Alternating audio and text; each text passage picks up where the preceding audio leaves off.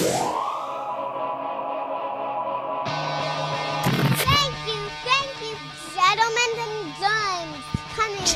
Today's guest, friend, comedian Dave Williamson. We talk about uprooting his family and moving them to L.A., surviving Hurricane Andrew, and how to buy a car. And please, go to BertCast.com, pre-order my book, Life of the Party, and get a Murdered Out Machine shirt. This is the Bertcast. And just talking it like a regular, yeah, perfect. I've done this time too. I know, but you'd be shocked, man, how many people fucking... I know, whenever I listen and you have Joey on, it's hilarious. Joey's different because Joey will not hold it. Yeah. And if he does hold it, he doesn't talk into it, but I don't think he talks into it really when he does. Well, it's like, he'll be talking and then all of a sudden he like fades out and then gets real loud again, you know? Yeah, as you see a remote control, I want to turn the TV off. Not that this is going to distract us. Oh, it's up on the front. Will you grab that remote control? I think it'll fit. In the man cave, Dave Williamson. Dave and I have worked together... I'd probably say what, like 5 times, 10 times? Yeah, maybe like 4 or 5 weekends. Louisville, West Palm, Marco. A couple Marcos, right? Maybe. Or no, one. I mean, they all run together, man. Louisville, definitely. That's the hardest I've ever laughed. Really? So yeah, Dave is. I'll tell you Dave's story. I like, first of all, the way I recite things, the way I remember things, I'm having a really hard time coming to terms with it because I have no connection to what maybe the facts might be. Yeah, okay. Like I will tell you the story of how I'd talk to you, I'd bump into, say, I don't know, fucking Tosh. Say I ran into Tosh. You probably know Tosh. Yeah. That's a bad example. Say I ran into fucking Brody Stevens. Okay. You maybe even know Brody, probably too. And he's like, wait, who's Dave? I go, oh, you know Dave, comic in Miami. He was a car salesman, making tons of money, like 5 kids. Decided he wanted to do stand-up, got into it, was really good, worked a lot of the South Florida rooms at night while selling cars during the day, coaching baseball on the weekends, football on the weekends. Went to school at Auburn, played ball there, and then he decided that he's going to move to L.A. and drop everything to follow his dream. And his wife, who's gorgeous, says, fuck yeah, let's do it. Okay, yeah. No, you got the important points there. Yeah, I got the important parts. I fluff it up to make it give it a little razzle-dazzle. Yeah, it's 2 kids and it was coaching water polo, but everything else was spot on. Spot on. But, yeah, we did a podcast... We did a podcast in Marco Island. I was thinking about that on the way here. I totally forgot about that. And I didn't. Would I not record it? It was New Year's Eve, and we were drunk as hell. Yeah. And we got back to the condo, which was really more like a porn palace. Yeah. And you were like, let's do a podcast. And I'm like, yes. You said to me, like, okay, I'm going to do this for those of you listening.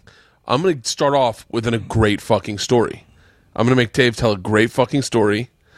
Right off the bat. And then we'll talk about Auburn, Alabama, which I'm sure you must have been losing your fucking mind for. I'm still giddy over that. You're the reason I started buying Florida State sweatshirts. Oh, really? Yeah, because you had a great Auburn sweatshirt with a hoodie that was like, it was embroidered. And I saw it and I'm like, that looks so fucking comfortable. Oh, man, I never knew I had that legacy with you. Yeah, and I swear to God, I bought a Florida Changed State. your life. Florida State sweatshirt. I wear it every Saturday. All right. It's got a hoodie. It's a fucking pullover. Who knew? And I got it in Minneapolis. I was in the Mall of America, and they have a great store there. And I was like, I almost got a double XL, which I wish I had, just to make it a little. Christmas is coming up, buddy. Yeah. So wait. Well, I don't even know which story you're going to say. Okay. Well, first of all, the one that made me laugh harder, we'll tell later. Okay. The one that made me laugh the hardest was the one about this dog. Okay. But I made you, because I couldn't remember why I thought it was funny. I made you tell it to me again, and then you were like, I don't know why you found that so funny. I know why you found that funny. Because of your wife? No, well, because you were about to get the dog. You're about to get your big dog. Oh yeah. And we were sitting in Jimmy John's. And I think what made it what was funny to me about it was that I wasn't telling it to you as a funny story. No. I was telling it to you as like a cautionary tale. Like I was trying to give you like insight on getting a dog. That's what it was. And I think I just got really emotional telling the story. Yeah. And for whatever reason, you were taking it as a cautionary tale. You just thought it was funny that I got myself in deep shit with my wife. We're gonna say it. Well, I guess we should tell that story. No, wait. I want to meet your dog. I heard you. Oh, fucking dude! Cautionary tale. Priscilla's had an ACL surgery. Oh man, $5,000. and now is throwing her back out because she's been walking on one leg for so long. Yeah. So now she's just hobbling everywhere. She sleeps on so sad. and all her muscles are atrophied because she hasn't been able to walk. So she sleeps on a heating blanket all night, all day. We take her out to poop and pee. You'll see her in a little bit. Leanne will bring her out. All right. But she's like hobbling. She's got one leg shaved. She's got a big scar down her leg. But by Christmas Eve, she should be 100%. But her throwing her back out really kind of pulled her. It's taken her off her game because now she's like gets up, she'll go out to go to the bathroom, then lay in the yard, then go back and lay. Not like she did much anyway. Yeah. She's a pretty fucking lazy That's what dog. happens. Like I tore my Achilles a couple years back. Oh my God! I want to talk about that too. Stop. Let's start. I promise. All right, we'll go in order. Okay, let's start with your Miami Heat story. Oh, okay. This is, by the way, when we were in Marco, you were like, I have a really good story I'd love to tell you on your podcast one time. And I was like, really? And usually when people do that, I go, like, there's a lot of people that have done that and really delivered. But usually people are like, it's like you, and I'm like, oh, really? And you're like, let's just tell it now. You told me the story. I did not record it, but I laughed so fucking hard listening to the story. So wait. Just start it from the beginning. All right. Well, I hope you didn't pump it up too much. I didn't pump it up too much because it's just more of a unique story, I think, than a great story. Yes. I don't think many people find themselves in that position, but it's just like, yeah, keep going. all right. So basically, If this had happened to anyone else, it would be everyone that would have had this happen to you. You'd be like, "This is one of my top 5 stories that's ever happened in my life." okay.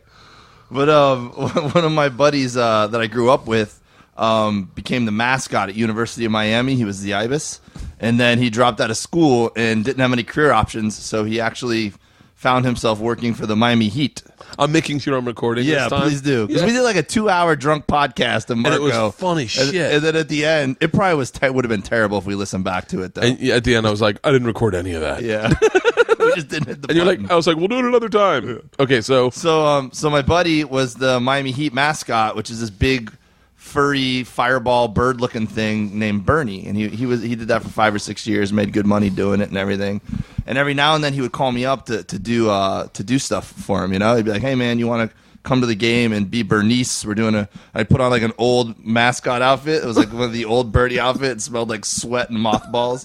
And they'd throw a big dress on it, and I'd be the female version of the mascot, you know. And they'd pay me $100, and I'd get to hang out with the Heat girls. no, at this time, are you selling cars? Yeah. So this is fulfilling. Actually, I was this particular story. I did do that while I was selling cars, but this particular story, I was working at a high school for a year, coaching water polo. Okay. At a private school. So you still have a like job, but you're also trying to get more into the business. Yeah, I was doing open mics. I had just I was maybe like 2 or 3 years out of college, and I was transitioning in the car business. I had just moved back from North Carolina, so I was coaching water polo for a little while. Okay. So my buddy calls me and he goes, "Hey man, you want to go to the Lakers game tonight? I have a sketch in mind." And I go, "All right," you know, because every now and then we do something other than the Bernice thing. It's awesome. Heat versus Lakers. Who doesn't want to fucking go? Shaq was playing for the Lakers at the time. Like the Lakers were a tough ticket and everything. So I show up and he's like, "All right, this is what you got to do." He's like, "We're gonna give you $20 or $30, whatever you could buy, whatever beers you need to buy. We're gonna give you a seat, and then I just need you to be like the most obnoxious Lakers fan in the world, and then you're gonna piss. And then when I come up to you, I want you to the third time they put us on Jumbotron, they're gonna shove me down the stairs and throw a beer at me." And I go, "All right." I go, "You sure about that?" And he's like, "Yeah." And he's like, and then I'll get you back, and then that'll be it. And it seemed pretty easy, you know. I'm like, that's a piece of cake, you know. Like the hardest part or the longest part is just me just hanging out at the game by myself, being obnoxious. Who doesn't want to do that? Yeah. So I got a Shaquille jersey on that they gave me and a Lakers hat, and the security shows me, points out the seat to me, and I walk over there. I start buying beers, and I'm just being a dick, man. I'm just yelling, Shaq's the man. Heat, you suck. You know, just everyone around me like, who's this douche sitting by himself, right?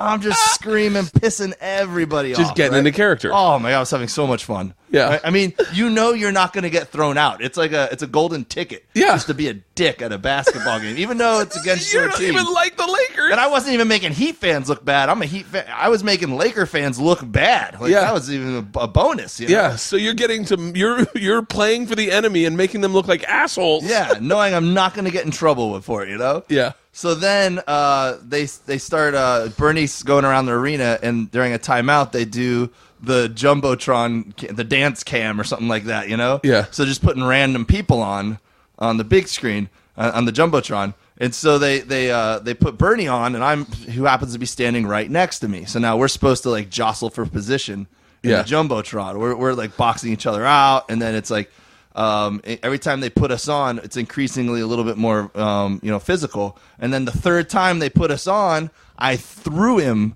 like down the stairs, but he really took a dive. It looked bad. And then he told me to throw my beer on him. He told me to throw his beer on him, and you barely even see that on the jumbotron. And I literally pour a beer on him, and I'm like, that was overboard. In my head, I'm thinking that was way overboard. That was too much. Yeah. He takes like a full flight of stairs, like he's a jackass, and you pour a beer on him. Yeah, and so then I thought he's gonna get me back right then, right? Well, he gets up, the timeout's over, and he walks away, and I realize, no, he's going to get me back later in the game. And now no security came, and it's just like, they just come back from timeout, and I'm just sitting there like, oh, shit, everyone is going to be really upset with me for that.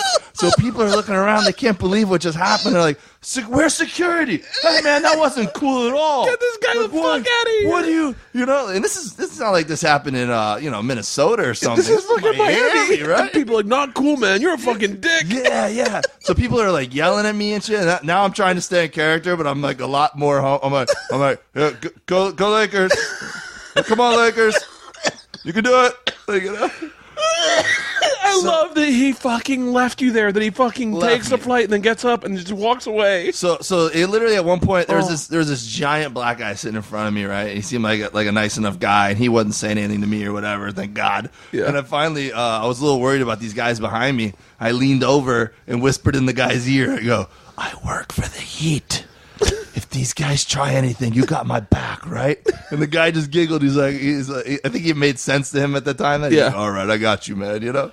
Oh, so you got 3 guys behind you that are really now like fucking talking loud and breathing down your neck. Oh yeah, man, there's people everywhere.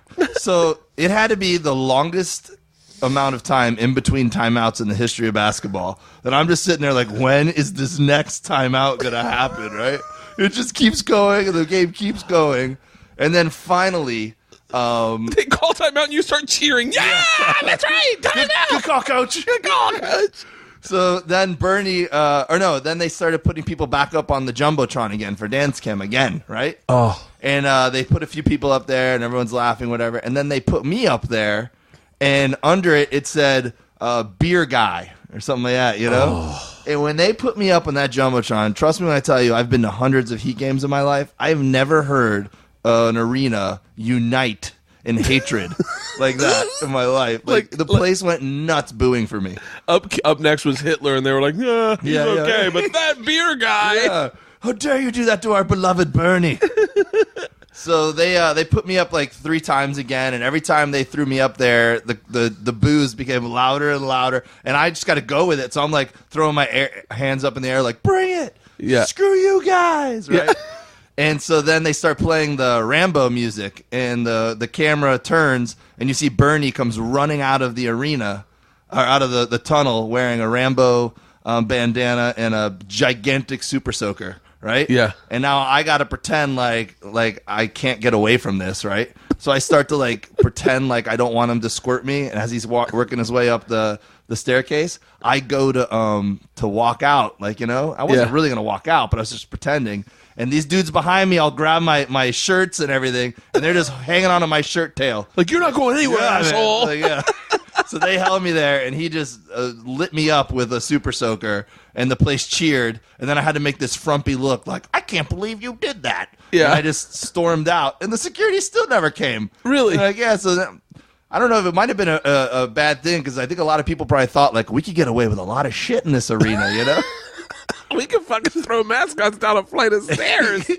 All he's gonna do is super soak us. So my buddy, I have the feed from the That's the best part. You sent that feed to me. Yeah, I got to dig it out. I have it on VHS. I have the feed, but it's almost, I don't like showing it to anybody because it doesn't do it justice because I don't have input for the audio. So you can't get an appreciation for you can hear people booing. Yeah. But you can't get an appreciation for how loud the booing is. Yeah. That's and then so I was coaching at this really nice private school, and the next day I'm at work, and this little kid comes up to me and goes, "Coach Dave, my daddy said you were at the game and you were a real asshole." And I was like, I was acting. Like, you know, I'm an actor, guys. Those kids thought I was really. Do you think the guy from Inglourious Bastards is really like that? Yeah. Although I kind of do think he really is. Like that guy that hello. Not what accent am I doing? I haven't seen that movie. Are you serious? No. I saw the beginning of it. I've been on a movie kick later, and I was just lately, and I was just thinking I need to watch that movie. Wait, what movies have you seen recently? I just watched the Abe Lincoln Vampire Hunter. Oh, I loved it. Loved it. It was awesome. By the way, it took me so long to see it. I wouldn't mind a little more of that. Like, do that with everything. They did do another one. They did. I don't even remember what it was. Like Thomas Jefferson Werewolf, or they tried to do some sort of. I love when they mash up. One of the hardest I've ever laughed. I did Doug Benson's podcast, like Doug Loves Movies, maybe like 3 weeks ago. Mm-hmm. I'm guessing maybe 3 weeks ago, maybe even a month ago, a little longer. And I'd said we were talking about The Wiz, and I'd said I love when they do that. And he's like, "What? Make it a musical?" I go, "No, make it black. Like just make it same movie, make it black." And I was like, "I wish they'd do that more often." And he was like, "That would never fucking work." I was like, "What do you mean it would never work? This is the hardest I've ever laughed." I go like Ocean's 11. How great would that be with Kevin Hart, Eddie Murphy, Chris Tucker, like Bernie Mac, like all the not Bernie Mac. Bernie Mac would be an impressive get these days. No, Cedric the Entertainer, and Doug said, "Oh yeah, I'm sure that plot would go on real long. Who do you think robbed the casino? Maybe the 12 black guys winking at each other." I thought it was the funniest fucking with crocodile shoes. Yeah, I could not stop laughing, and then I couldn't stop laughing the next day about movie plots that just wouldn't work if they were black actors. Like Jaws, never would have happened. They've just been like, nah, yeah, not gonna happen. Yeah. I heard there's a shark out there. Yeah, we're going inland. Yeah, and then Usual Suspects, they just would have all gone to jail. Yeah. They brought him in the first time. They'd be like, guilty. Yeah, they have forced confessions. Yeah. So, but that was one of the hardest I ever laughed. But what were we just saying? My brain is fucked. About man. movies, I'm on a movie kick. Oh yeah, what did you say you saw? I saw the Vampire Hunter. I love that. They're doing that same thing with Sense and Sensibility. Okay, Sense and Sensibility. They're gonna do a mashup, and it's a zombie apocalypse. Oh, zombies. Okay, I'm a big time. I don't get into the sci-fi stuff very often. Yeah, but I'm all over this Walking Dead zombie stuff, man. I saw you on Twitter. That's why I tweeted you last night because I was like, I saw you on Twitter a couple times. I was like, fuck, I haven't talked to Dave in forever. And then I was like, I hope he's fucking L.A., not in Miami. Yeah. No, I'm out here. And then, where's the family? Are they out here or back? Yeah. We got a little place in El Segundo now. Oh, nice. Yeah, so we're not in the RV or anything. We're here. Oh, that's right. You sold everything, got in an RV, and did like a road trip. Did dates. When we left Miami to move here, we did a year and a half in an RV. Really? So I just worked the road every weekend, or was out here living in Malibu in the the RV. Oh wait, you were living in the Malibu in RV? Yeah. In Malibu in the RV? Yeah, we did like Malibu or Long Beach or Playa del Rey at Dockweiler. You know, there's a couple different places you can basically live in an RV. So wait, how was that for the family? Was it tough? It was awesome, man. I really? mean, when we first left and conceived this trip and went for it, I was thinking that it was going to be a make or break thing. Like a month in, I was going to do whether it be a really good idea, really bad idea. Yeah. And luckily, it just really went the right direction, man. We had a blast. You know, my wife homeschooled the kids, and I got to work every weekend and have them with me. And holy shit! Yeah, it was a good way to transition to living in LA too, because we were living in a gorgeous RV park in Malibu for a fraction of what it would cost to have an apartment, living in something that was about the same size as an LA apartment, you know? Yeah, probably. And we got to like really try out different areas of town and kind of, you know, you remember last year when I was talking to you and you were saying like, oh, Valley Village is a good area. And I was just really distraught over where we should end up, you know? Yeah. And El Segundo is a good place for us, you know? It's perfect. El Segundo is great. We almost moved down there. Yeah. Liam wanted to live down by the beach because the schools are so great down by the beach. Mm-hmm. And it's like what, why would you, I say this, living fucking a solid 45 minutes away from the beach. But like, why would you live in LA and not live by the beach when you could live by the beach? Santa Monica, Venice, Malibu, Playa del Rey. I mean, there's so many beautiful, Marina del Rey. Like, there's so many beautiful areas, and you got beautiful weather. Fucking 275 days a year. Yeah, it's a quality of life thing, man. You know, I mean, maybe I have to drive an extra 30 minutes in for auditions and to do spots. Who gives a fuck? My wife, it's going to be 30 minutes anyway. Yeah. And the best part is, for a comic, you're right by the airport. Yeah, exactly, man. I could take an $8 cab ride to the airport if my wife can't drop me off, and that's big. That's really. money. Segura and Push just moved down this to is the the thing beach. too, man, is that when you're living on a comics, salary, I guess you would call it. Is that a stipend? Yeah. I mean, my wife is obviously, and my family is much more okay living without luxuries when my wife can get up in the morning and jog and be jogging down the Strand, Yeah.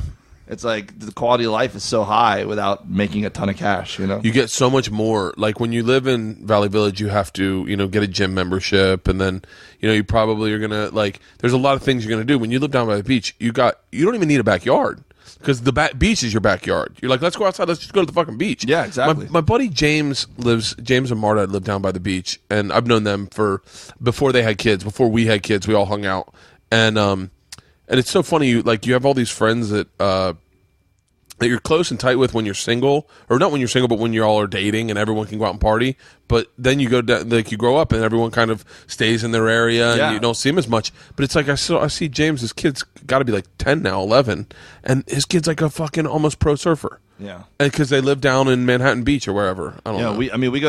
We lived in Miami, which has tons of beaches, and we never went. Because we were living in the suburbs, and it's just too difficult to load up the truck and go. But now it's like even before the game the other day, the Iron Bowl was at 12:30, and at 10, we're like, let's go to the beach for an hour. Let's sit on the beach for an hour and then just hop in the car, go back. How old are your kids? 2 minutes. Now they're 4 and 6. Two boys. God, growing up fucking Southern California boys. Yeah. What a life. It suits them, man. They take to the beach lifestyle.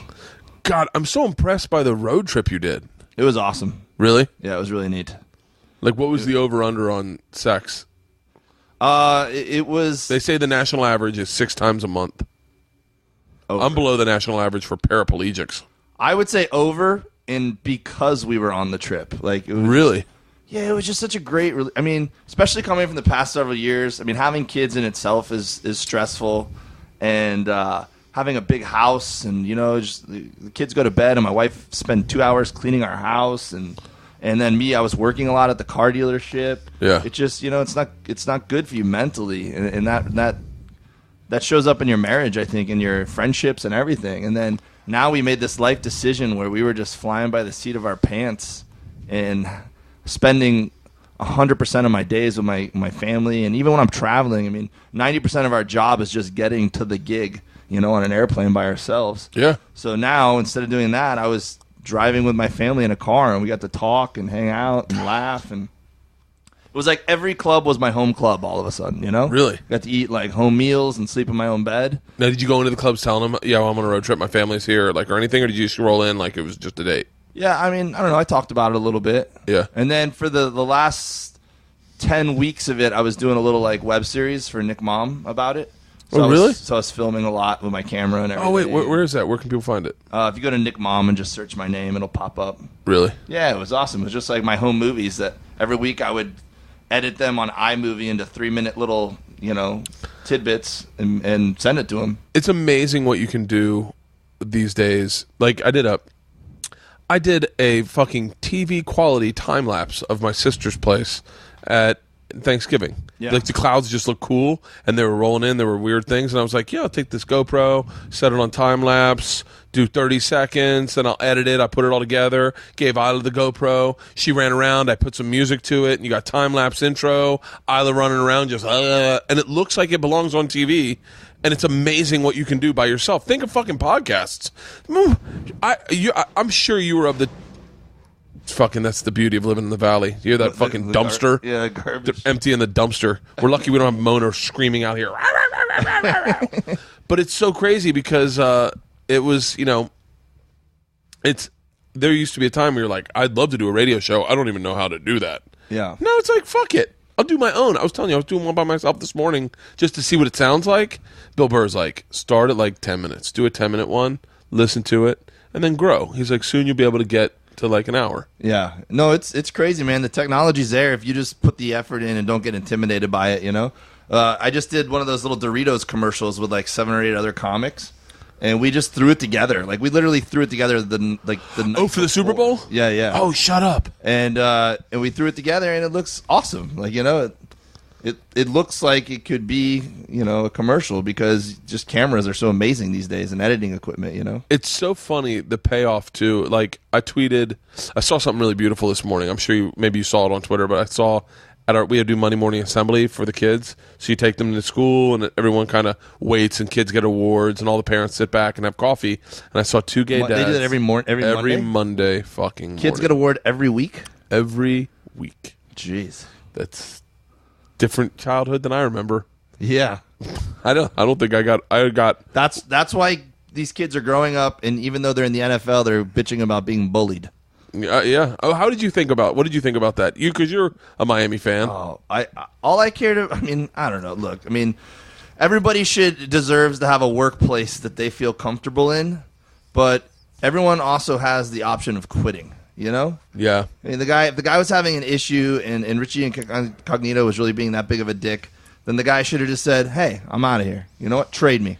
Yeah. Should have gone to the GM and said, "Trade." Well, I think he did that kind of. He did walk out, but I think he should. You're saying he should. He just disappeared. Which, if you just disappear, it's gonna come out, And then he went. To you're saying he should have handled it internally and just gone up and said, "Hey, I'm fucking out of here. I don't like this workplace." Yeah, man. Look, I'm sure that Richie Incognito went too far on some things, and the guy was uncomfortable. I guarantee you, Rich, and I'm saying this, understanding that I was not there, but I can guarantee you, Richie Incognito was probably relentlessly exhausting to this guy. Yeah. I'm sure of it. However, what you're saying is, like, and I agree. I agree, and I don't agree. Like, I agree that I do agree that that I do believe that.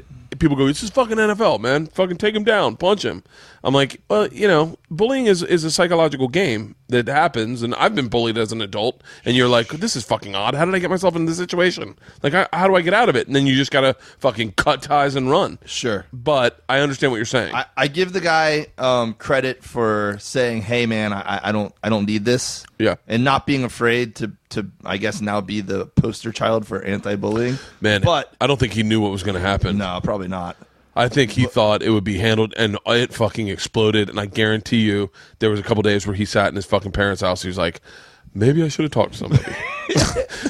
Maybe I should. I bet there's another way I could handle this. Yeah, it was the wrong way to do things. And just me as a Dolphins fan, our offensive line was already the worst one in the league, and now we lost probably two of the best three guys on that line. Yeah. And I can't believe Tannehill hasn't been murdered. Do you think Richie Incognito is going to come back? I don't see many scenarios where public relations wise that could happen. Yeah, like I did really enjoy the all the brothers standing up for him using the N-word. Yeah, I was like, you know what? Like, it's so funny because look, he lives in a very different world. You can't hold him to the same standards you hold everyone else to. Man, even 10 years ago, I could not imagine that happening in a public forum like that. I couldn't imagine it. I was blown away. However, I wish you could get the insight, because what was happening was Chris Carter was calling him a straight up racist. Chris Carter was on the NFL. Yeah, Chris Carter's an old guy. The guys in the locker rooms are young guys. Yeah. Tom Jackson was very, outspoken about what a piece of shit Richie Incognito is. And it's like, well, we've only heard, it's only 2 days in. We haven't heard all sides of the story, That's the weird thing about... let me put it this way before I lose this thought. Okay. My buddies, like 6 of my best friends from high school, we have a text message chain. Yeah. We just text message every day back and forth to each other. Right? Just horrificness. Yeah. So... one of them in that text message chain was saying Incognito is a racist and a piece of shit, and there's no taking out of context what he wrote. He obviously is a racist. And I went, scroll back and think if the media got a hold of this chain that we're talking right now. Yeah. What assholes we would look like. I said we were in the van for Trip Flip, and I was like, and someone said that, because what I said, like, I took the crew of Trip Flip, and I was like, what we need to do is we need to all mass text naked pictures of each other, so that we are all held accountable, so that if anyone tries to snitch on us, it's blood in, blood out. We just post your naked pic. Look what he sent to me. It's all dudes, by the way. Press release coming through. Yeah, and we thought it was a joke. We all thought it was funny, and we laughed, and then I said, I bet I go, I bet they're not that bad. I go, tell me if this, and I go to read, because probably Segura is one of my closest friends. I go to read Segura and my text back and forth to each other. And I go, this doesn't even sound, literally the first text I read, I couldn't read out loud in the workplace. And I was like, never mind, That's game's happens, over. Man. Yeah. I mean, none of my friends are homophobic or racist. Like, they're all great guys. But if somebody who didn't know, especially the media, which is the reason why all this bullshit happens in the first place, gets a hold of it, they could make us look terrible. Yeah, it is out of context. Like it's and I mean, look, I'm not defending it one way or the other. It's amazing how I fucking all of a sudden I'm on the fence about this issue. But the truth is, I've always been a fan of comedy. If you can make me laugh any way you make me laugh, I fucking laugh. Like I don't give a fuck. It's just a trigger I got that makes me go oh. And if it works, it works. And if I had been in that locker room, who fucking knows what I would have laughed at, what I would have said? I don't know. I've seen YouTube videos of what you do to openers in green rooms. Yeah.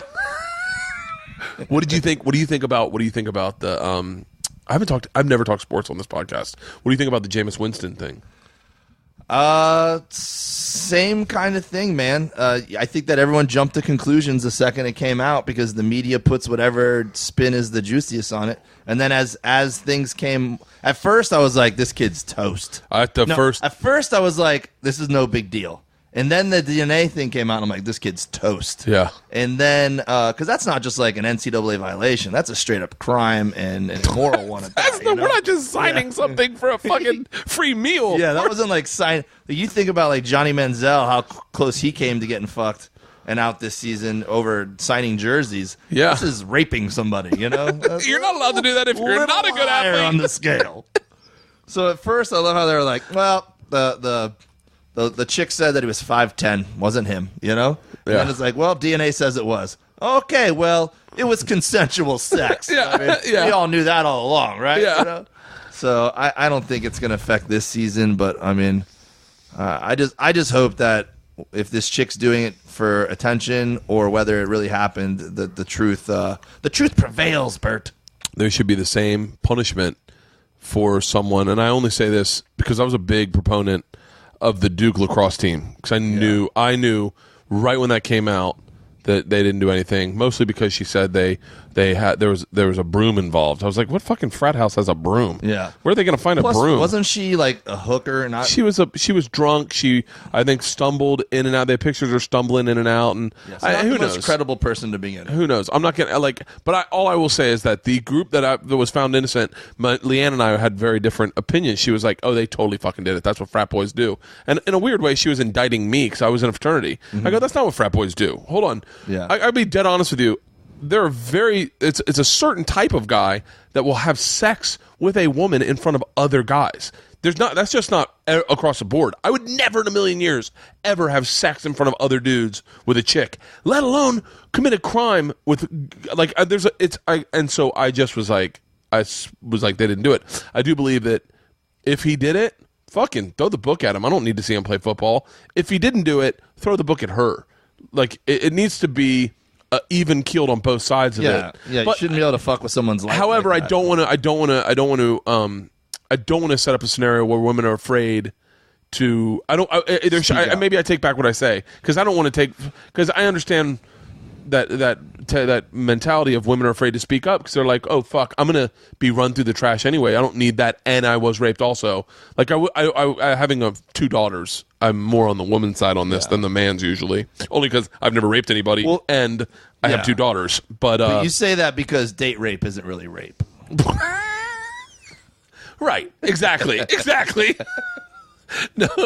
Oh God. Kidding, people. Yeah, everyone. That is a joke. That's what we're. Yeah. We're let's get the fuck out off of these serious subjects. All right. Well, to tie that up in a bow and bring it back to the Jonathan Martin thing, I feel like you just said it nicely there.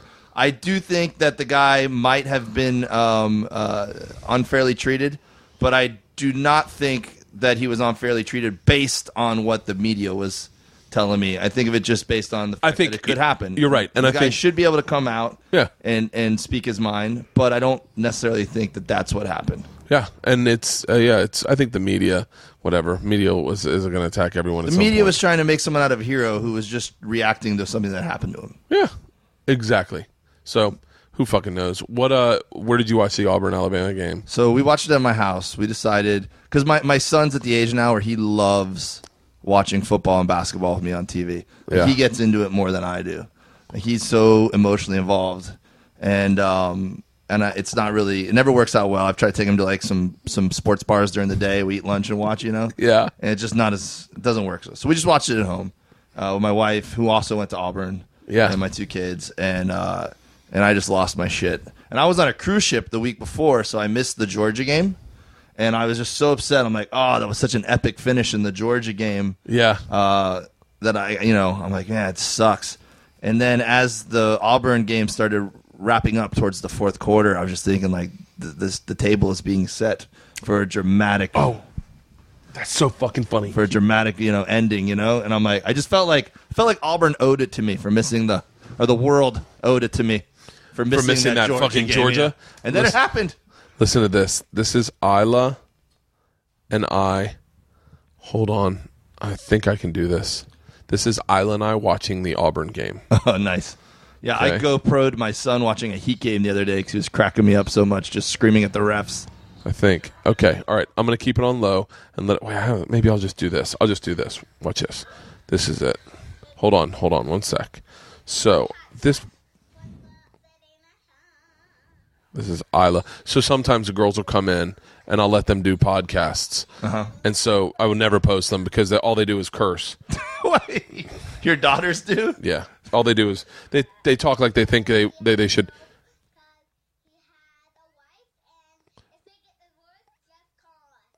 She's talking about me and my wife getting divorced. Listen to her. I'll play this and I'll play this at the end of this podcast in its entirety for those who want to hear. But this is okay. Wait. Okay, so this is us. This audio or video? This is audio. Oh, okay. Listen. Look, this is how she talks about me. Look, she's talking about me and Leanne getting divorced.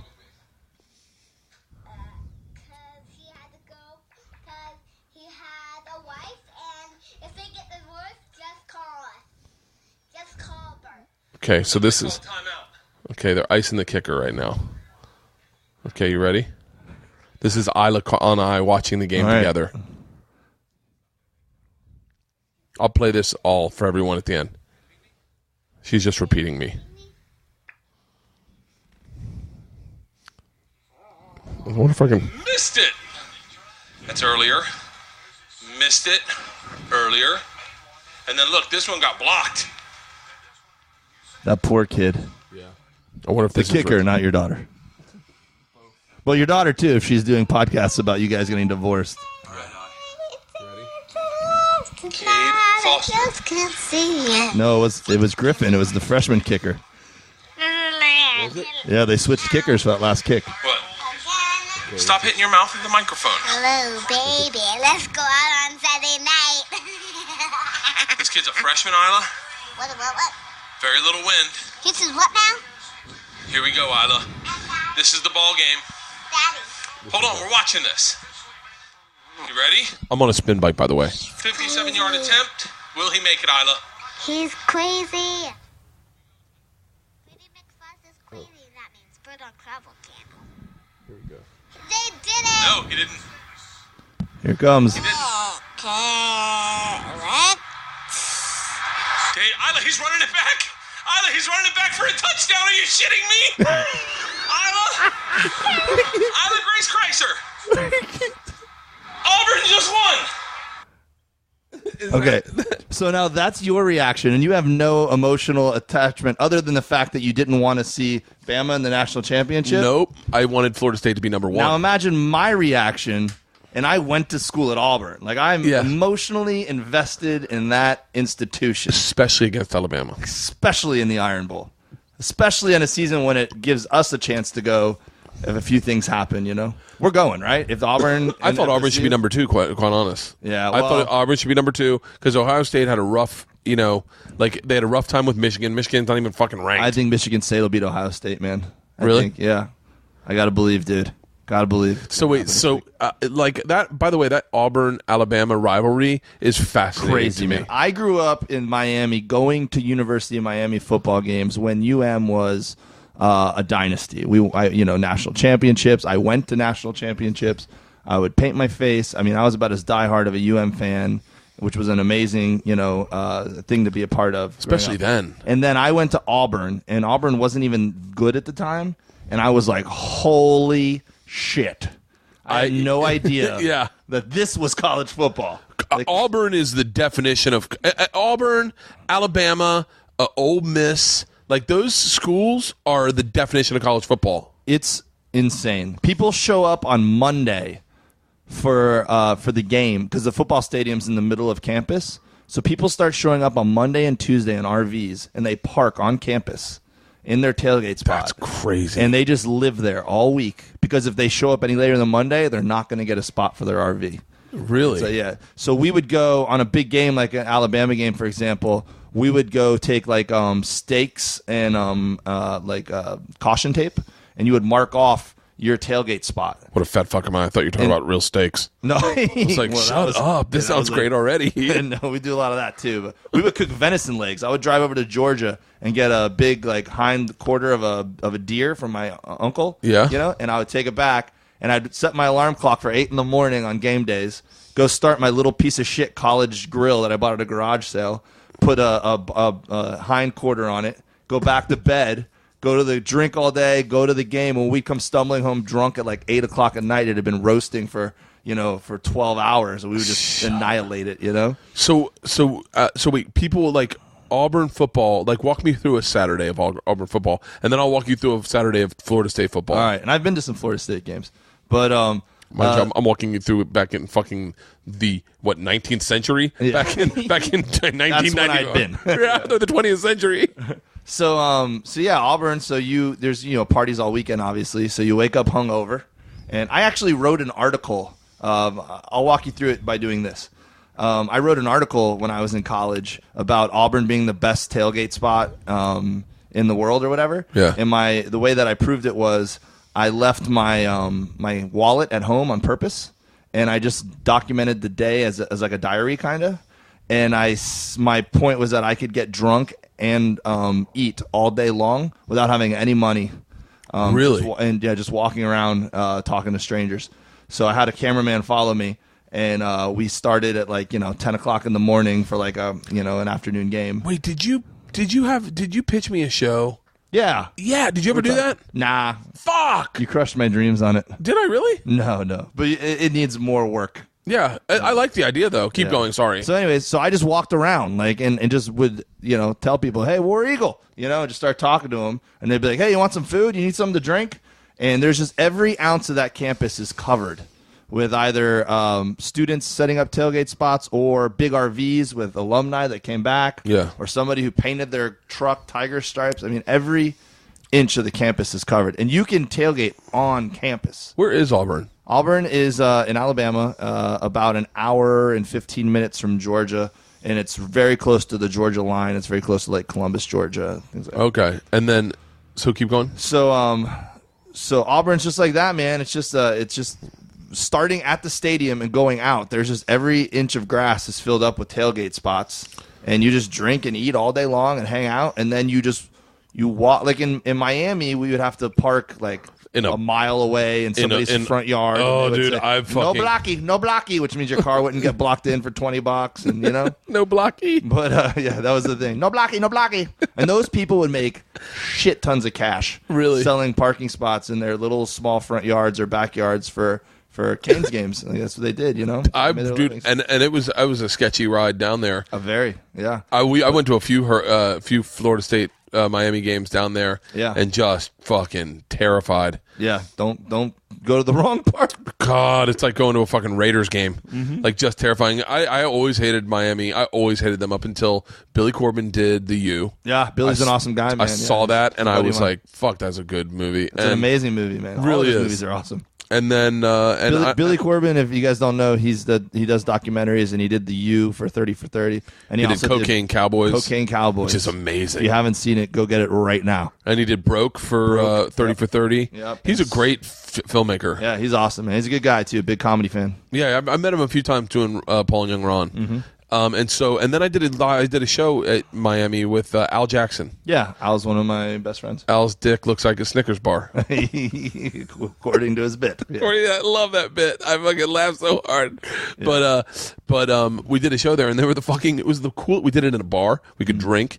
I drank aggressively. We fucked around. You could make all types of ethnicity jokes, racial jokes, because everyone's there. It's a very diverse campus, and they all get it, and no one's offended. It's not like an uptight liberal. It's a very liberal, meaning in the open-minded of everything. So you did a show with Al at a bar near University of Miami? Inside University of Miami. Oh, okay. On campus. Oh, all right, man. Yeah, all right. Probably the Rathskeller or something like that. I don't know. It was pretty nice. Yeah, and so Miami, I mean, that's where I grew up. You know, all my friends were like that, and like we were saying earlier, like we could say anything we want. Like, my friends were all Cuban or black or Nicaraguan. And it's Florida. Florida's a weird place. I didn't realize how weird it was until I left. Yeah, Florida's an interesting place. I ran into Samore right after the Trayvon Martin thing, and Samore, and I said something about guns, and she's like, "Fuck that! You ain't taking my gun." Yeah. Her and her husband were like, we got guns and we protect ourselves and we'll shoot first and ask later. Yeah. Well, not to put words in Samore's mouth, but we were drinking. Yeah. Well, imagine, so I grew up with that atmosphere, and then I went to school up at Auburn.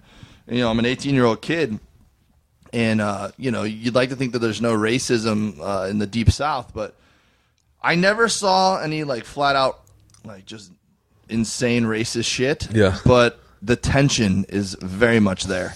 I was probably 2 or 3 years into college before I had I would say a black friend at Auburn, because they just didn't, the groups didn't mingle. Yeah. They didn't the black people kind of hung out on the concourse in one place, and the athletes and stuff, and then it was Yeah, it's very different. It's very different shorthands. I heard Chris Rock say that one time. I thought it was really interesting. That racism isn't necessarily He said when he went to his SNL, he didn't believe there was racism. What he did notice, though, was that, David Spade had a very, very easy shorthand with Lauren Michaels because they both were white and they knew how to talk to each other, whereas he didn't have that same he didn't know that shorthand. Yeah, I could see that. Florida State was the same way. I remember one incident at Florida State, and I would say I didn't necessarily see racism, but I did think there were racist things happening. But I don't think it was look. Yeah, there wasn't crosses being burnt on people's yard. But I'll remember one time, and this is the one thing that I remember distinctly. Two black guys pulled into a party that we were having at Indian Village, and where I lived in Indian Village was strip. It was all townhouses, and we were all hanging out. And I wasn't really involved with whatever the altercation was, but apparently they got out and started a fight with some white guys. They went there to start a fight, but it was all fucking white people. There was maybe 1,000 people floating around this party, and on this street where we were, definitely 150 white people. And the black guy said, called the white guy a cracker, and the black guy said, "That's right, I'm a cracker. You know why I'm a cracker? Because we used to cracked the whip on you and said the N-word. Shit. And said the N-word. That guy better turn around. As soon as he said the N-word, I swear to you, on my children, every white person looked at him like, you're not one of us. Yeah. They were like, ooh. Even I hope so. Every white person. But it was so funny because the black guy was like, fuck you, cracker. I'll come and kill you. I'll shoot you. Yeah. And so now automatically these guys came in and started a fight at our party, and you're almost on the white guy's side. Then the white guy drops the N-word. You're like, I'm on the black guy's side. Yeah. I hope he beats your ass. But then everyone, the party scattered. They're like, they're driving by. They're going to shoot us all. So we all disappeared in our houses. But I'll never forget that guy dropped the N-word associated with cracker, and it literally sucked the air out of the room, and no one was on that white kid's team. I don't even know that fucking white kid. I know what building he lived in. I looked at that place like it was like the fucking Hall of Shame. I was like, he lived at the very, very far end of the street, and I looked at that place like, fuck that guy. But yeah, I don't know. Tallahassee was very segregated also, because we had FAMU, and then we had Florida State. Yeah, it's just, I don't know, man. It's eye-opening when you travel, and you just see that there's, you just expect it's going to be like what you're used to, Or you have set up ideas of what it'll be like. I remember doing a show in Milwaukee thinking Milwaukee was all white people. Milwaukee is the most diverse city in that area. Because, and this was explained to me by them, they have very liberal laws. So a lot of the people that are on welfare moved up to Milwaukee to acquire the benefits. Yeah. I don't know if this has to do with anything what we're talking about, but you reminded me of a story for some reason. Wait, what story? So I was when I was a kid. Yeah. I mean, I was probably in junior high, right? Yeah. Maybe. And the Heat used to play in at the Miami Arena back then, which was in Overtown, which is where all the riots were back in the 80s and stuff. Like, it was a very, very rough part of Miami. And we would my mom would drop us off at the Metro Rail station, and we would ride down to the game. And I somehow scored floor seat tickets, right? And I brought a buddy with me, and my buddy and I are sitting on the floor, right? And on the same row as us is Uncle Luke from 2 Live Crew. Shut He was a up. big Heat fan, especially back then. He would go to all the games and everything. And he's sitting there, and he had like 4 or 5 guys with him. They're all like, like his posse members or whatever, Yeah. And I'm sitting there, and I always had that mentality of like, oh, here's an opportunity for a moment, So I'm like, hey, we got to say something, man. We got to say something, My buddy's like, what are you going to say? It's Uncle Luke, Like, it's Luke Skywalker. What are you going to Yeah. And I go, all right, watch this. And I waited for like a quiet point, and I stood up, and I go, yo, Luke, put me in one of your videos, man. And I started dancing like what I thought at the time was like hip, like rap music video dancing, Yeah, for those of you listening, Dave could not be whiter. I'm such a white looking guy. So I thought, in my head, the reaction was going to be like, look at this crazy white boy. Like, come here, man. What's your name? Yeah. Like, yeah, man, you got to do some stuff with us, But what I got from him was, I heard him look to this guy and just go, what that little boy just said to me? Like, and the 5 of them stared at me. I think they thought I was like saying something racist or picking on him or trying to incite him. Yeah. Like making fun of him, And my buddy, we're scared shitless. We're in 8th grade or something. My buddy and I go, let's go get a Coke. Yeah. Okay. We just dip out the back. I saw Uncle Luke at doing Trip Flip. We were having he's dinner. still around, man. We were in South Beach. We were having dinner with Emilio Estefan. Yeah. And man, you could not have hit 2 more like Miami staple names than Emilio Estefan and Uncle Luke. Emilio Estefan was one of the funnest fucking guys. I just read an article on them, man. What interesting people, man. Him and Gloria Estefan are. He was so much fun to be around.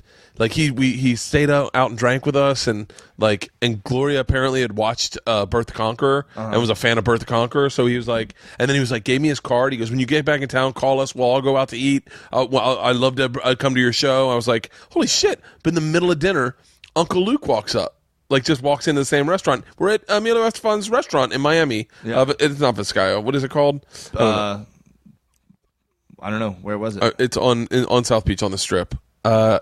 Lincoln Road? Yeah, I don't remember. But Uncle Luke walks up, and I'm like, Uncle Luke! Yeah. And he's just like, hey. I go, hey. Oh, me so horny. Me so horny. Dude, I remember when that came out. Love you a long time. What's the you know what song was stuck in my head last night? Yesterday? Dun-na-na-na, dun-dun-na. Dun-na-na-na, dun-dun-na. Now put it in the buck. You really committed to that facial expression. That's awkward. So yeah, but we saw Uncle Luke. I was like, Uncle Luke, and then I came over and I introduced my 2 travelers to Uncle Luke, and he was like, hi, how's everyone doing? Amelia, good to see you. And then they went in and had drinks, and then the best was I got to go to a PA and go, hey, go get them to sign a release. PA's like, what? I'm not going over to Uncle Luke's table and asking if they'll all sign a release. And he signed a release. He was a nice guy. Well, that's still one of I'm 35 now, and still, if I say something stupid in front of my friends immediately fire back with, Uncle Luke, look at me. Like, it's one of those things, that was from 8th grade. Like, those things you just never live down,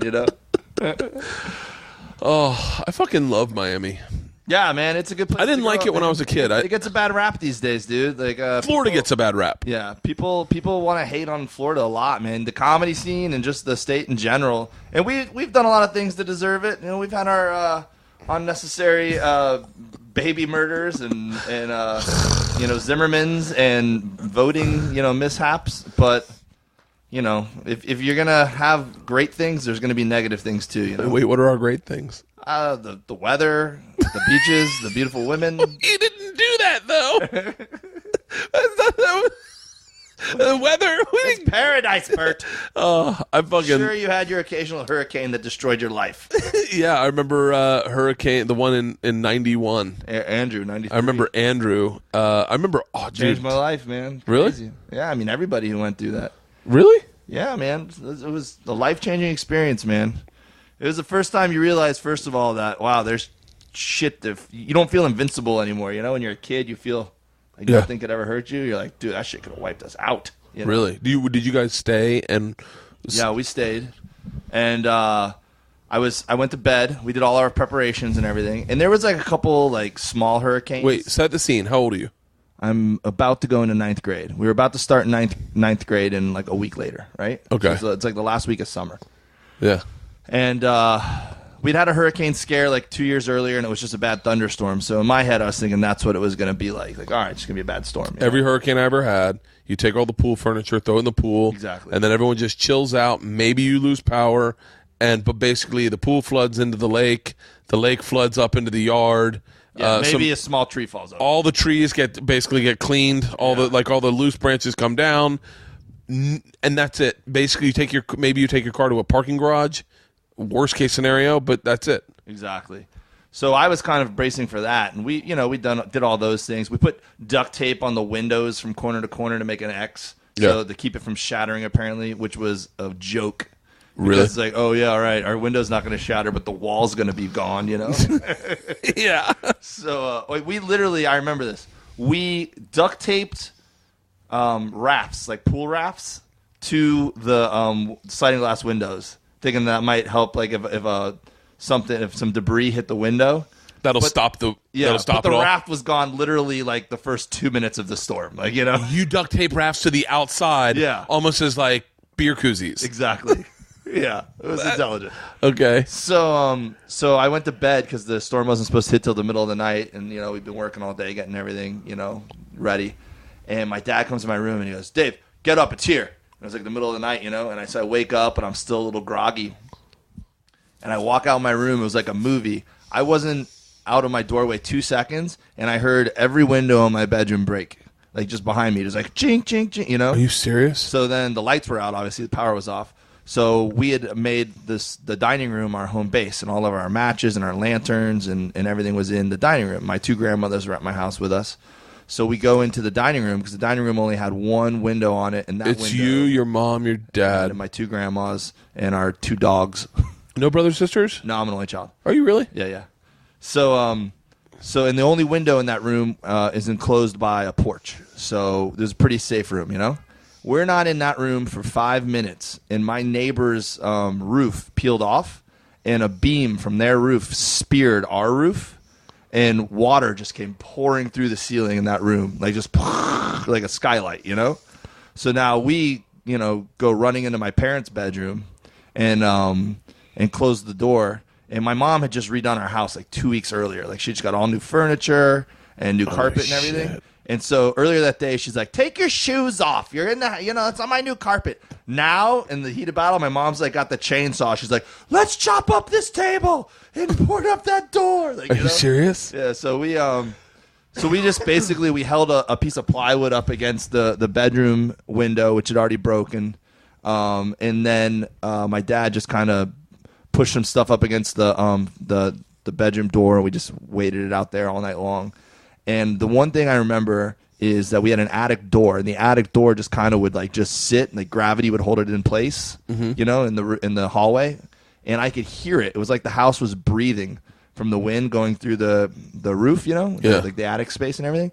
And the house would, the door would go like up and down like a couple inches. It would go like, and then all of a sudden it would go, and it would like fly up out of nowhere, like a ghost picked it up, and then it would just slam back down right into place, boom, like that. It would just keep doing that, like the house was breathing, Holy shit! And then the eye of the storm comes, and you can peek out a little bit, but you better not get caught outside because the second half of the storm. Sweet. So how long is it from you waking up till the eye shows up? Couple hours. Couple hours of. I mean, it depends on the storm. Put it in perspective. Fear level at a I was pretty scared, man. I mean, you're in ninth grade, so it can be I was odd. also a little fearless. Like, I think it was an adventure at the same time. Yeah. I think I got more scared after the whole thing was over. And I walked outside and realized this is going to affect my life, man. Like, you can't call your friends. You can't drive over to someone's house to see if they're okay. I mean, just the streets were so flooded, and trees were covering everything, and every single power line was down. And they pushed school back for like 2 weeks, so it was 3 weeks that we didn't have to go to school or whatever from then. And every day you just became like a laborer at that point. You get up in the morning and you'd help your dad, and you'd hire a couple guys. Everyone came driving down to get work. Yeah. And you would just clean. It was like raking your yard, only it took 2 weeks to do it. You know. So where are you putting the stuff that you're finding? Like, how bad was your house? My house, I mean, so we had that roof issue. We had that patched pretty quickly, and then besides that, it was livable. It was very livable, you know. Yeah. But you don't have power, so you have generators.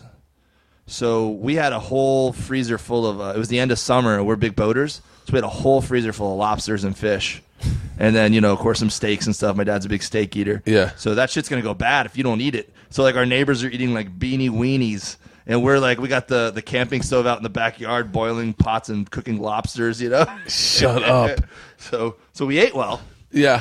And like my room was like all jacked up from the wind going through it and getting wet, but it's not like my room was gone or anything. Like, And how were your neighbors' houses? Like, obviously the one. Yeah, some of them were bad, but my neighborhood in comparison, like, so we lived on a lake, so like the wind for the most part hit the front of our house. But then, like, the people on the other side of the lake, the wind went across the lake and then hit them in the back of their house where their sliding glass door was. So, like, that, like, gutted some of their houses. But other people's houses, like, over close to the ocean or down in Homestead, their houses were just gone. Like, my cousin's house, she was a little girl at the time. She was probably, like, a 4-year-old girl, and they were in their bathtub with a mattress holding it over them, And the whole house was just gone, like a tornado just like wiped it out, kind of thing. They were in the fucking bathtub. Yeah. Her dad, and her mom. Yeah. And So they came and stayed at our house. We had a lot of people living on our, in our living room on air mattresses for a while. Are you seeing like parents cry and stuff? Yeah, and like the little girl, she had nightmares for years. My cousin did. She wet the bed for like 2 years after that because she had nightmares about the storm. And Really? so I would say that it's more scary and for someone like that. Or probably even for like my dad, who like spent his his life building the house, saving money to buy a house. And for me, I'm just a kid. It's like, all right, I got 2 weeks off school, and there's some awesome puddles to play in. Yeah. I got drunk for the first time that week because we had a sleepover on my buddy's who lived on my lake. We had a sleepover on his dock because there were some guys who were in town from like Louisiana who came down to try to get work. Yeah. So his dad had paid them to clean their house up, basically.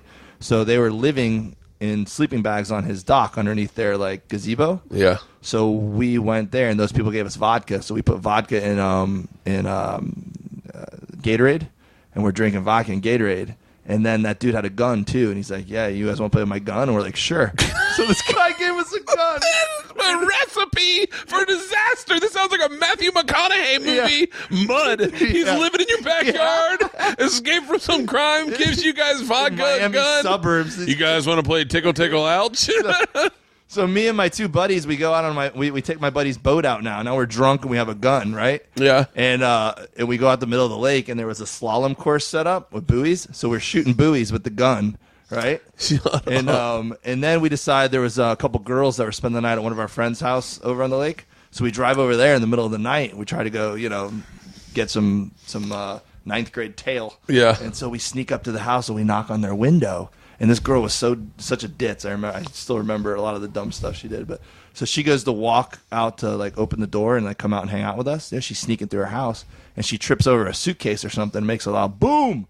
Yeah. So she goes back and pretends like she's asleep because her dad gets up to see what's going on. And now there were looters everywhere, right? Yeah. We jump into the bushes. Right, so we're hiding in the bushes. Oh my God, you guys have and a her gun, vodka. Yeah, and her dad's got a gun walking around his house. And then the next day they found out it was us. I guess maybe he saw our boat or something while he was walking around. Called my mom. It was probably the most trouble I'd ever gotten into in my life because the dude could have literally shot us just thinking we were looters. Probably would have shot you. I mean, it was martial law, for a little while.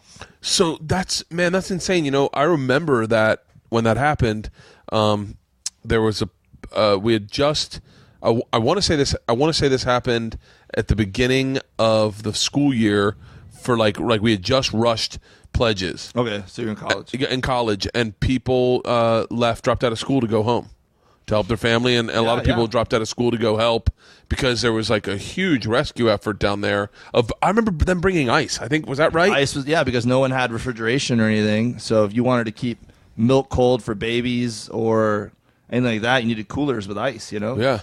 That's so funny because I mean, growing up in Tampa, we never really had any. Hurricane Elena was the one that hit us, but like I said, I mean, it didn't really hit us.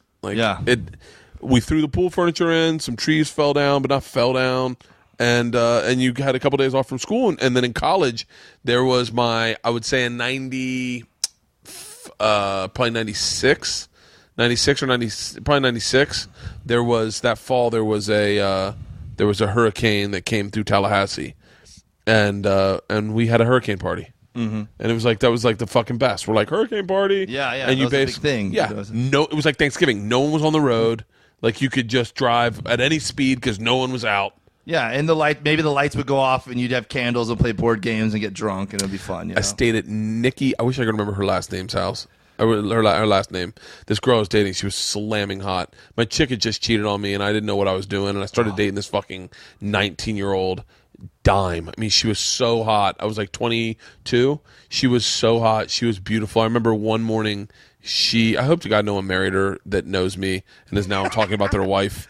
I know that, I hope God damn it, I hope to God they didn't. She was gorgeous. I remember one morning she got up naked and walked to the bathroom, and I saw her body, and I was like, I can't believe that is in bed with me. Yeah. I was like, God, you can't believe you cheated on me, you fucking dumb bitch. Because this girl was so hot. She was so much fucking fun. God, I wish I could remember her last name.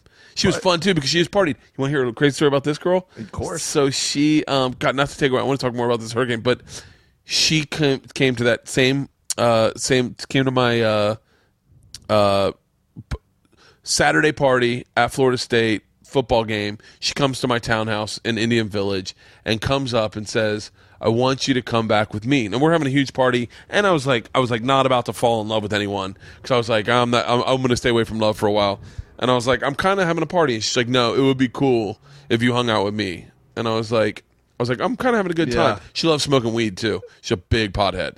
She was like, come on, we're going to go back to my house. We're going to get high. And I was like, I'm cool. I want to hang out with my friends. I appreciate it. She looks at me like real desperate. Like, I can't tell you why this will be so much fun, but you will not regret it. And I'm like, I don't care about getting laid or whatever. Like, I was like, whatever. I was like, I'm hanging out with my friends. She's like, okay, and left. And then I called her like that night. She didn't answer her phone, and I was like, I guess I'll talk to her later. And so then like the next day she calls and she was like, God, it's like that old David Tell joke. You should have hung out, man. Should have been there. She should have been there. And I was like, really? She's like, yeah. Adam Sandler came to my house. Oh, this is when he was like, I think he was on SNL. I'm sure he was on SNL. But he was doing a tour where he would play like, and it was probably Homecoming. I think he played for our school. Yeah. And played a fucking... Could have been your Uncle Luke story. And Adam Sandler hung out at her house, and they smoked weed with him all night, and they all fucking partied, and I think Adam Sandler fucked her. But it was like, I was like, shut the fuck up. So, and then I thought to myself, if I ever get to meet Adam Sandler, this was my, like, 1997, intro, yeah. 97 thing was, I'd be like, hey, remember that girl Nikki fucked? I dated her. I was dating her. I was dating her while you were fucking her. You're welcome. You're welcome. I didn't show up, but I never ran into Adam Sandler since. So, but I do remember those hurricanes, man. It's so funny. I moved my wife so when I moved her to Miami, the first summer that she lived there, we lived in a little townhouse. And there was like 4 hurricanes came through. None of them were bad. Now, were you gun shy from hurricanes? Were you like holy shit? No, it didn't bother me, man. For me, it was just nothing was ever going to be worse than Andrew, So he felt like he could handle anything at that point. It was just a pain in the ass because everything stopped for like 3 days. You had to watch TV. You had to see whether it was coming or not coming. Yeah. And at the dealership, we had to move all the cars inside, and you don't want to do that until you're absolutely sure it's coming. Yeah. And then your employees, you got to let them obviously go take care of their families and their houses. and you got to put shutters up, and it's like it's such a process. You're like, I do not want to put shutters up. It's like if you go through the trouble of putting your shutters up, you almost want it to hit at that point, you know? Yeah. Like, it's such a pain in the ass to put those up, you know? No, that was Andrew. Did you watch Katrina and have a different type of empathy than the average person that saw Katrina go down? I don't know, man. I think a lot of people had a pretty severe amount of empathy for that. But yeah, but I don't think a lot of people really understood what was happening. Yeah, up until you started seeing like the documentaries on it or the movie on it, and you were like, "Whoa, I'm sorry." They were trapped in their roof, and there were snakes crawling up in the roof because that's where the animals were looking for high ground. Like, I don't think people. I think people they certainly had it way worse than we did. That's for sure. Yeah, and it was. Yeah, I mean, I certainly felt bad for them if that's what you're asking. No, but like, I mean, pussies, I've been through that. No. I meant, did you feel like I think the majority of probably Wisconsin, not to put Wisconsin on the spot twice today, but the majority of Wisconsin probably was like, I didn't know what a hurricane really does. They're like, what, a little flooding and some wind, as opposed to like in a fucking bathtub with a mattress over your head. Yeah. I mean, I still think a tornado. I've only been around a tornado once in my life, and I think that would probably be worse. Yeah, but if you had to pick, hurricane lasts a lot longer, and covers more area. You know, if you had to pick one natural disaster to live with, what would it be?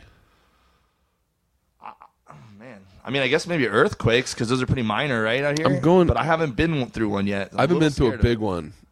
I'm a little worried about it. There was one the other day that shook, and I came running out, and I was like, "Girls, did you feel the earthquake?" And George and I are like, "That was our first earthquake." I was like, "No, there have been a few," but I felt the tremor. A lot of people have said that to me, and I haven't felt one at all. Everyone's been like, "Oh, did you feel that?" I think it's because I was in the RV at the time, and just everything felt like a minor earthquake. Yeah, just walking around. I've never been in a big earthquake. I've been in some where I was like, "Uh-oh!" Like I remember one time I was jacking off, and an earthquake started, and I was literally mid, and I felt it, and I stopped. Oh, right as you orgasm. No, stopped it stopped, and I was holding my dick, and I was like, "It's trembling," and then it stops, and I went, and I'm back. Yeah. I was like, "Can't hold me down, God." The TV falls off the shelf, kills you, bashes your brain in, and they find you with your dick in your hand and a tissue in the other. I lived in this big house up in the hills that this French lady owned, and there was a mirror above my head, and if I felt anything, I rolled out of that bed, because all I was thinking is, I'm going to get fucking decapitated like an asshole, especially at a French person's house. That's where you get decapitated. Really? The irony in that. That's what heads go rolling at French people's houses. They're the ones that started decapitations. All right. Didn't they? Sure. What was the name of that? What's the name of that thing? The guillotine. The guillotine. Yeah, that sounds French. Yeah, very French. Yeah. All right. It was invented to chop up croissants, right? Yeah. I just remembered, by the way, what we talked about on that podcast. I was like, this is a fucking genius idea. What? Dave worked at a car dealership for how long? Well, I've been around them my whole life. My family, my dad and my uncle are partners in some stores. So, for everyone listening, what's the best way to buy a car? Like, what is your expert advice on either buying versus leasing? Like, because I remember we talked about this, because I think I was going through that all the time, and I can't remember what you said.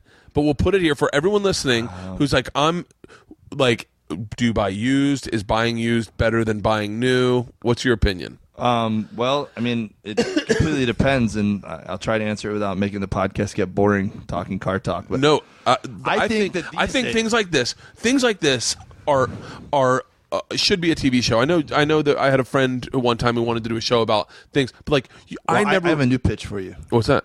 All right, so I'm a big fan of Bar Rescue on Spike, and now they have Tattoo Rescue. Yeah, I want to do Dealership Rescue.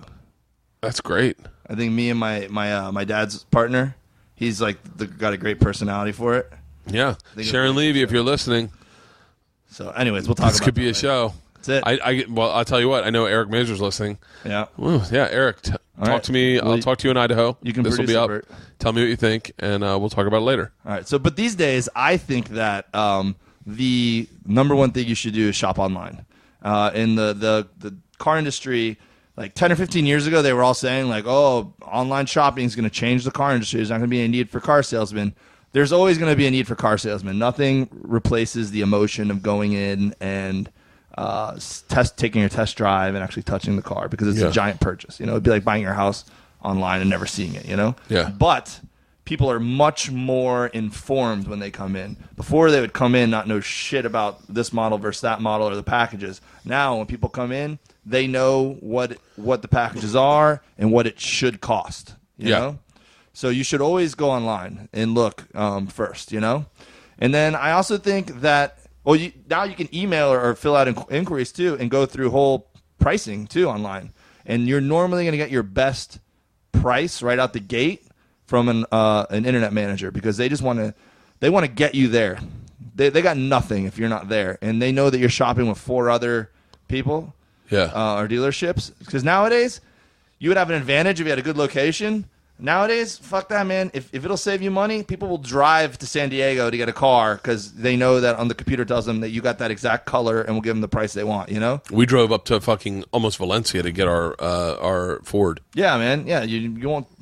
You're not going to go to a place just because it's down the road, you know? Yeah, our midnight expedition. Sparkle paint. Exactly. As the girls call it. Oh, it's got sparkle paint. Ooh. I was like, that's right. It looks badass. Yeah, like a vampire's skin. So I think that you can do a lot of that legwork before you go in. And then when you go in, just don't be a dick to the car salesman. Because I had so many people that, like, I was an honest, hardworking guy. Of course, we want to make money on the car, but we also want you to be happy and get a good deal, you know? Yeah. And, car salesmen get such a bad rap. You have so many people that come in with this attitude of, I'm not buying today. Like, not hello, hey, man, can you help me out? Not going to buy a car today. Yeah. Because that immediately in my head, I go, we'll see. Now it's a challenge, you know? And then the other thing they would always do is like, this is my Uncle Lenny. He's bought a lot of cars, so he's an expert. Yeah. Oh, yeah? That's like someone being like, I've been to a lot of comedy shows. I know comedy, and that's not funny. You're like, I do comedy. Yeah, you know? yeah. So then when people are dicks, then you're like, I don't want to be, I don't want you to get a good deal now, you know? Yeah. Like, so just be nice to your car salesman, man. Build a relationship. And if you feel like the guy is skeezy, then go to another guy, you know? Yeah. Like it's a big deal. Like you should build a relationship with someone that you're about to spend $20,000 with. You know. Yeah. And the other thing too is that a lot of customers think that car dealerships make like $10,000 on each car. You know. Can I guess? Sure. I was gonna say they make $500 on a car. Like the dealership. Yeah. On how expensive of a car? I don't know. I'm trying. I always figure that they don't make as much as we think. Yeah, you're right, but it's more than $500. What is it? So if you're gonna buy, I mean, it's loosely based. So I mean, but just to give you an overall, if you're gonna buy like a $30,000 Cadillac, right? The dealership makes maybe a couple grand on it. Okay. You know, but there's a lot of things built into that, man. You know, you have dealer fees and whatever's true profit, and then. So the sales guy only gets commission off of the actual profit, more or less, you know? Oh, so he doesn't get commission off the price of the car. Well, no, well, I mean, he does, but it's whatever you make. If you lose money on the car, he's going to get paid a flat for that. He's not going to make. So if the car costs the dealership $30,000 and you guys sell it for $28,000 and taking a $2,000 bath on it, the salesman's not going to get a 5% commission off $28,000, you know? Yeah. He's going to get whatever it is, a 10% commission off of, $2,000 that profited. On this one, they lost $2,000, so he'll get like maybe $100 flat. That's like interesting. So what? What do you think? We're gonna go by. I have a friend. I'll tell you. I don't want to say his name, but I'll tell you who he is after. Who helps comics buy cars. Oh, okay. He goes with people because he's like. I'm the guy who almost helps comics buy cars because everyone always asks me, but then nobody actually takes me up on going with them. Why don't me and you go buy our next car? Yeah, if you need me to, man. I want to buy. My problem is I always want to spend more than Leanne wants to spend. Yeah. And she's like, we can't afford that. And I'm like, no, we can. Well, this is the other thing too. That's more importantly, I think a lot of people understand how to like try to get money off of a car. And there's going to be money from the rebates from like the factory and whatever. And definitely if they have a good deal like that running, that's where you're going to save a lot of money. Really? And then also getting a good trade-in value for your trade-in. Is a good way to get good value out of a car deal, you know? Yeah. So if you're trading a car in, go to CarMax first, have them appraise it so you have an appraisal in your hand, and then you go to the dealership and you let them appraise it. And if it's more or around the same, then you trade it in because you get a tax break off that. They subtract the value of the trade-in before they tax the purchase. Really? Yeah. So you'll make that money as opposed to just bringing in a check and using it as a down payment. And then the other thing is you go to your credit union and you see what they'll give you. You know, tell them, hey, I'm going to buy like a $30,000 car. What's basically the rate I'm going to get? You get pre-approved for 4%. So if you get pre-approved first, I always get my approval through the car dealership. Yeah, you get it. So then you go in and the car dealership, and when you say, what's the interest rate you guys are offering, and they say 6%, you go, oh, well, I'm already at 4%. So can you just send this to my credit union? And then you see the dealership's going to say, yeah, do that. That's a good deal for you. Yeah. Or they're going to say, well, whoa, let me see. Maybe I could do 4%. Oh, okay. Because they can make they're allowed to make up to 2 points usually on you. When's the best time of the year to buy a car? Probably, man, it's been so long since I've been in the business and taken inventory in. But, yeah. Whenever the new models are going to come out, just right then, you know, because they want to clean out the old get rid ones. of the old inventory. Obviously, the end of the month is usually a good time. Oh yeah, they're trying to make they're making their quotes. Yeah. Oh, nice. We talked about this last time. Okay, so here's a good trick. Oh, there we go. This might be what I told you last time because I saw a customer do this and I was like, I'll be damned, that's a good idea. So normally when we get a new sales guy, we want him to do well. First of all, he's not on commission yet. He usually takes flats for the first month because he doesn't think he's going to sell a lot of cars. So he's on a guarantee, and you want to you want him to like selling cars. So you want him to have a good month. So a manager might be more likely to give a good deal because the guy's screwing the deal up the whole way anyways, you know? Yeah. So this guy, he called our dealership and he goes, hey, he'd never been there before in his life. He goes, hey, I was in there the other day and a salesman helped me out. I can't remember his name, but he's the new guy. Like he just started selling cars. And the secretary's like, the secretary's like, Tony? And he's like, yeah, is that the guy who's like never sold cars before? He just started? And she's like, yeah, that's Tony. Yeah, can I talk to him? And so she transferred him to Tony. And then the guy had Tony on the phone. He goes, Tony, I want to come look at a car. Can I make an appointment for today? And he goes, sure. And so he went in. Sure. And then that guy just fucking, worked Tony for a great deal, you know? So that was a good thing. A good trick. Oh, that's genius. I want to call the Mercedes dealership and see if I can do that right now. I was just in there the other day, and I was with the new guy, the guy that just started. What's his name? Yeah. Tony? Yeah, Tony. Now, make sure you don't expect to get any product knowledge from that guy. You know, there's something to be said for getting the guy who's an old vet and can tell you everything about a car. But if you already know what car you want, you did the research online, you might as well get the guy you can bat around a little bit.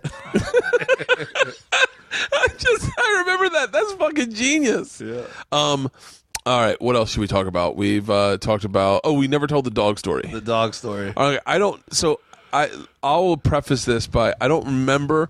We were at Jimmy John's, and I remember I was like, "Yeah, I want to get a dog." And Dave's like, "Yeah, but your wife. You're on the road a lot. Your wife's going to be the one to watch it." Because you wanted a big dog specifically. I wanted a big dog. And by the way, all those precautionary tales have come up, and they're fucking laying in my living room right now. Yeah. So wait, tell the story. All right, so my wife. All right, so I'll start from the beginning. So there's one of my best friends from high school growing up, right? He had a black lab, and now my family, we always had yellow labs growing up too. My mom's very into like dogs being trained and not jumping up on furniture and stuff like that. My mom's very good at training dogs, and so I would go over to my buddy's house, and he had this black lab that was like a mess. This dog was gigantic, and it would always we'd be shooting pool or playing billiards, and the dog would jump up on the table and grab a pool ball and run, and he would grab a hat, I'd get a brand new hat, and he'd grab it off my head and be slobbering on it. Literally, one time we were over his house doing a group project or something for school, and the dog, we went to go get like a soda out of the fridge and came back, and the dog had eaten all of our homework, right? I literally had to go to high school and tell my teacher that my friend's dog ate my homework, So I hated this dog. I have this visual of a dog sprawled out, legs angled out on a pool table with an 8-ball, just looking at people, and then darting off. Like fucking Marmaduke, right? Yeah. So I never liked this dog. I was never very partial to this dog. So then fast forward several years, my buddy's mom passed away from cancer, and she was an awesome lady, and then her dad kind of went off the deep end, right? So he calls me up one day. He lives in San Fran now, and he says, "Hey man, I don't know what to do. I'm really freaking out." He's like, "My dad's new Russian mail order bride is the biggest bitch. And she hates this dog, and my dad, he doesn't have any relationship with his dad, and my dad just called me. I haven't talked to him in years, and he told me to have someone come get the dog, or he's gonna throw him out in the street. And he's like, my sister lives in an apartment, so she can't have dogs there, and I just don't know what to do. I'm like, all right, buddy, listen, I'll figure it out, right? So I go over on my lunch break and I pick the dog up and I bring it back to the dealership with me and I tie it up in the sales office. And this dog's like, he's older now. He's like 11 years old, right? He's like 10 or 11, and the dog's like mellowed out, obviously, so much from when I was a kid. I haven't seen the dog in like 5 or 6 years, Yeah. And the dog obviously has not been taken care of. Like, they just been overfeeding him, and he was fat and had all these lumps on his stomach, growths, and he was just shedding all over the dealership. His breath reeked. His dog was poor dogs. That's such a rough life, Yeah. And I just remember this dog having so much life when I was younger. So I just proposed to my wife. So we just started living together. And we had never had a big fight, I think, about anything ever, right? Yeah. And I bring this fucking dog home. I didn't tell her anything, right? This is my first lesson in like sharing a life with somebody, that you have to like share decisions, whatever. Yeah. So I bring this dog home from work. I come home from work like 9 o'clock at night, and I have this mangy dog in tow. And my wife's like, "What is that?" And I'm like, and my wife's not necessarily a dog person, but this really made her not a dog person. I go, "This is Bogey." I told Scott, I'd go, Bogey, the dog is named after a failure. Yeah. The dog is named after a failure. That's pretty funny. I never thought of that. This is double Bogey. Yeah. It's a scratch. Not quite par. Bogey. Great part. So I bring the dog home, and my wife's like, "Are you serious?" I'm like, "Babe, it's just for the weekend." This is false start. False start. This is disqualification. I can do this all fucking day. Hey, foul ball. Foul ball. Foul ball. So I'm like, "Babe, it's just for the weekend. It's not a big deal." She's like, "You should, tell me before you adopt a dog to live in our place, And I'm like, "Babe, it's just, what was I supposed to do?" So, all right. So then we make it to the weekend, and then It's 11 years old. How it's long? 11 years old. That's what that's what I'm thinking. Now I'm attached to the dog. Right now, I'm completely attached to the dog after the weekend, and nobody is going to adopt an 11-year-old mangy dog, if anything. And so I just sat down there. I go, "Listen, you're not gonna be happy, but I want to keep the dog." And she's like, "No, absolutely not." She's like, "Maybe if you'd even talked to me about it before, but you're just gonna bring this dog home with me, and I knew it wasn't gonna be for the weekend. You're putting me together, And I'm like, no, babe. I'm like, listen. I just want to give the dog a good life. He's 11. I had yellow labs my whole life. I go, they usually die at around 12. Big dogs don't live that long. Yeah. I go, he's going to live for like 6 months. Let's just do a nice thing and let the dog have it. He's got lumps all over his stomach. His hair is falling out. Yeah, we don't have kids. It's like, that fucking dog lived to be 16. That dog never died. We would come home sometime. Oh, I remember that. And she would get really upset. Like, fucking 5 years. yeah. So we were on our honeymoon, and my buddy had to stay at our house and watch it, and the dog ruined everything. It was just every time I turned, it was like a sitcom. Like me and Bogey, And I can't tell you how many times we came home and thought the dog was dead. Literally, we're making arrangements to carry it and wrap it up, and then all of a sudden he would wake up, just in a deep sleep because he was deaf, basically. His dog. Honey, Bogey's finally dead. Someone say my name. 4. And, when you first get married, a lot of guys have a secret bank account where they don't let their wives know about it because they want to go to strip clubs, or they're still doing shit that they don't want their wives to know about. I literally kept my bank account for the sole reason of paying vet bills for this dog, because I knew that if my wife knew how much money I was spending keeping this dog alive, she would kill it herself, right? And so one time I had a giant bag of dog food, a giant bag of dog food that I left. I forgot to put the top back on it. Yeah. And he went out there. This dog's love to eat, right? Yeah. He ate half the fucking bag of dog food. And then I didn't realize it. And this little bitch, I fed him that night, and he still tried to eat the food after eating all day out of this bag of dog food. So he tried to eat it. So I took him for a walk the next morning, and he shit so much shit. I couldn't believe it. I was like, oh my God. How can you have that much shit inside of you? And I went back and I looked at the bag of dog food, and I realized, oh my God, you ate half that fucking 40-pound bag. So I took him to the vet. And the vet's like, yeah, his like liver is overactive trying to deal with this and everything. And now I'm a car guy, but these vets put you together. Like, and it's not like a car. You can be like, all right, I'll park it and I'll take it. But a dog, you're like, I can't let my dog die. Like, what are you going to say? No, we'll put that off till the next oil change. You know? You have to fucking do it. You know, dude, they've bent us over backwards at our fucking. Not, I mean, they're good people. I'm not shitting on my vet, but dude. Fucking plasma treatments, electrolysis. You can't be like, do you have a treatment that might be a little bit painful for the dog? Yeah. Cost less. Like we can do 2 ACL surgeries. One's okay, but one's better. Which one do you want? Oh, take the okay one. So you got to do it again. So this dog was on an IV for 3 days at the vet's house or vet's office because it ate too much dog food. It ate a whole. We left a bowl of candy out for trick or treaters one year, and it ate the candy, and he was shitting Snicker wrappers. And so then, after 6 years, now we have a kid. We have a 2-year-old son at this point. Like, you know, the dog's still alive. We like bought a new house. The dog's in the new house with us and everything. And I come home one day, and we're having a dinner party, and it's the first dinner party that we have after having our first kid. Like, you know, we hadn't like really done anything social for like a year or two. You know? Just friends or work people? Well, it was stressful for Christy because it was friends, but it wasn't like our best friends. We had this like little like wine group that we were in, and so it was like basically like a drinking game with wine. Yeah. And you would cook dinner, and you would host the dinner party, you know? Yeah. So Christy was already stressed out. She might have been pregnant with the second kid.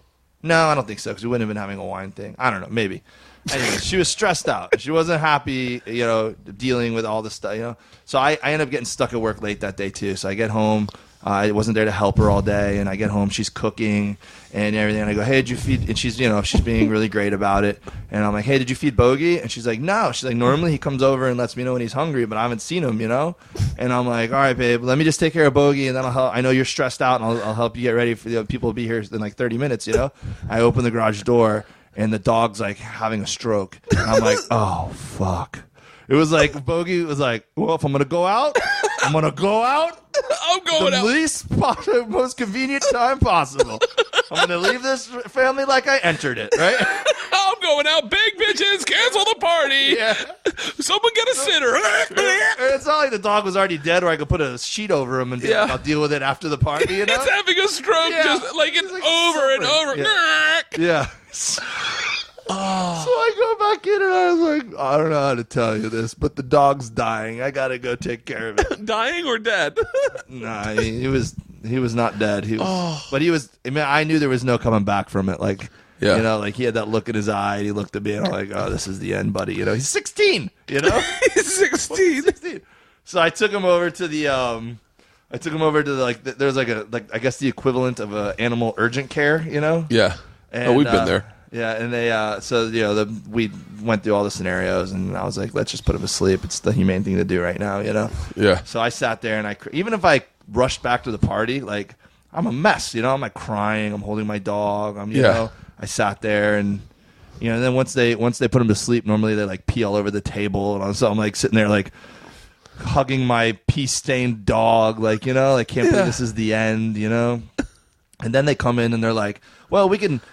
Throw it in a dumpster for $5, or for $300 we can cremate it for you, you know. So I had it cremated, you know, and I came back, and then everyone's there at the party, and Christy obviously told them where I was, and then so now like it was just a complete damper on the party, like, oh, you know, oh, he was a good dog, he was a good dog, you know. And my wife was very supportive about it. She knew I was upset and everything. We moved on from it and everything. But then, like, a year later, she found Bogey's ashes that I had been hiding in my desk drawer, basically. And it had a receipt on it of how much I paid to have the dog fucking cremated. She's like, you paid how much to have this dog cremated? It was important to me. But I was telling you the story not to be funny. I was like telling you as a cautionary tale. Like, make sure your wife's part of the decision because you're all gung ho, like reading. Who told me this? Hang on. Was it your story when you talked about the vet? God damn it! I wish I had a better memory about the vet. How did he say you could cremate him, or we could like? I can't remember what made me laugh so fucking hard. Were you walking out? I don't remember, man. I haven't told that story in a really long time. Someone I can't remember. Like that you were walking out, and you're like, all right, well, and he's like, well, like, what are we gonna do with the body? I forget the fucking. Maybe I can't remember. The guy who was at the vet thing was a wacky dude. Like you could tell that he enjoyed working at the pet urgent care. Like, yeah, like I got to cremate another one. Like, yeah. God, I can't remember. There was someone told me I can't remember the fucking. I want to say Hulk Hogan for some reason. That would be an awesome story to hear from Hulk Hogan. But no, I can't remember. Oh, those two stories make me laugh. I like when I'll just giggle and think, fucking. He lived till he was 16. Yeah, the dog lived forever. As Priscilla's Mona. We got Mona for free. She was a rescue. The biggest problem is she's a little racist because she was born in the barrio. We didn't realize this, but so she was born in like East LA, so she had some bad experiences with Latino dudes. And so anytime she saw a Latino dude, she kind of freaked out, and we didn't know how to deal with it. I've told her on stage. I'm not going to go into it. We didn't know how to deal with it until we found out she fucking speaks Spanish. Like, she was born in East LA. Like, of course she speaks Spanish. Yeah. Like, that's how you got to talk to that dog, is in Spanish. She wasn't listening to us. So yeah, we're like, dogs like that. So, like, if you want her to sit, you go, siéntate. And she sits. And so, but Priscilla, we spent an arm and a leg for her because I wanted the dog that I wanted. And, and Leanne's fucking... It's the exact same. Leanne did not want the dog. We got the dog. Then Leanne kind of fell in love with the dog. And then she ate, like, it started like the first time she ate a whole corn on the cob. She ate the whole thing. Yeah. Oh, man. Bogey ate an entire chocolate cake at a party we had one time.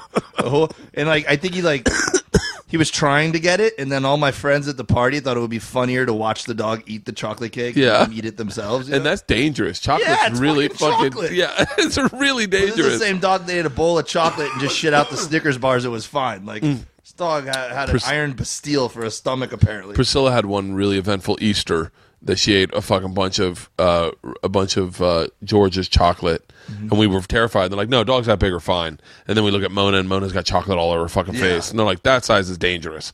But now with this ACL, it's like Leanne. You'll see her; she'll walk Priscilla real slowly out here. She can't walk. She can't run for like 6 weeks. So the dog has the ACL injury, and then you had a heel spur issue? Oh fuck! Oh my god! I'm so glad you're talking about this. I talked about this, I think, last week on the podcast, but I've been going through plantar fasciitis. How do I say it? I've always said it wrong. Plantar fasciitis, I think. I've been going through plantar fasciitis. Turf toe, basically, right? No, it's like a heel spur. Like it's what it is. Plantar fasciitis is more, I think, on the bridge of your foot, isn't it? No. Your plantar is your foot. Okay. Fasciitis is any kind of pain in your foot, I think, technically. All right. But mostly it's the tendons underneath your foot. Okay, yeah. The tendons underneath your feet. That's what I'm talking about. Is what, so it hurts to stand up, and to like get up in the morning is fucking painful as fuck.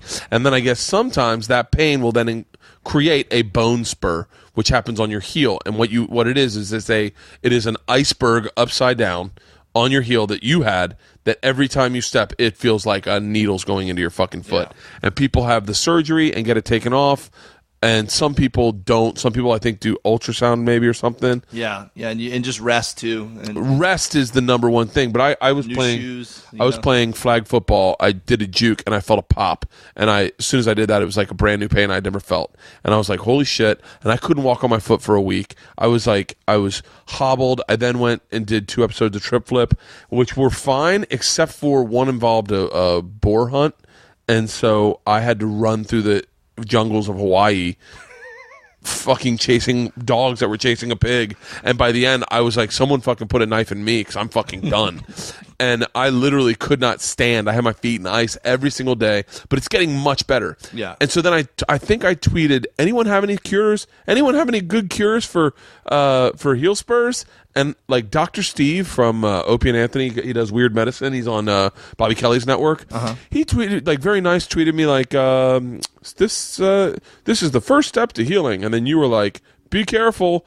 Mine ruptured and my Achilles went up into my calf and I had to have surgery. I always bring the cautionary tales, don't I? Motherfucker. I started panicking. All I've been doing is panicking, thinking about that happening. Yeah. I felt bad putting it in your head, but I also felt like I had such a bad experience with my doctor. What happened? So my same thing. Like I was playing basketball, trying to get back in shape and everything. And I was working at the car dealership like a lot of hours, so I was just in really bad shape. And I'm like, I gotta get back in the swing of things. Yeah.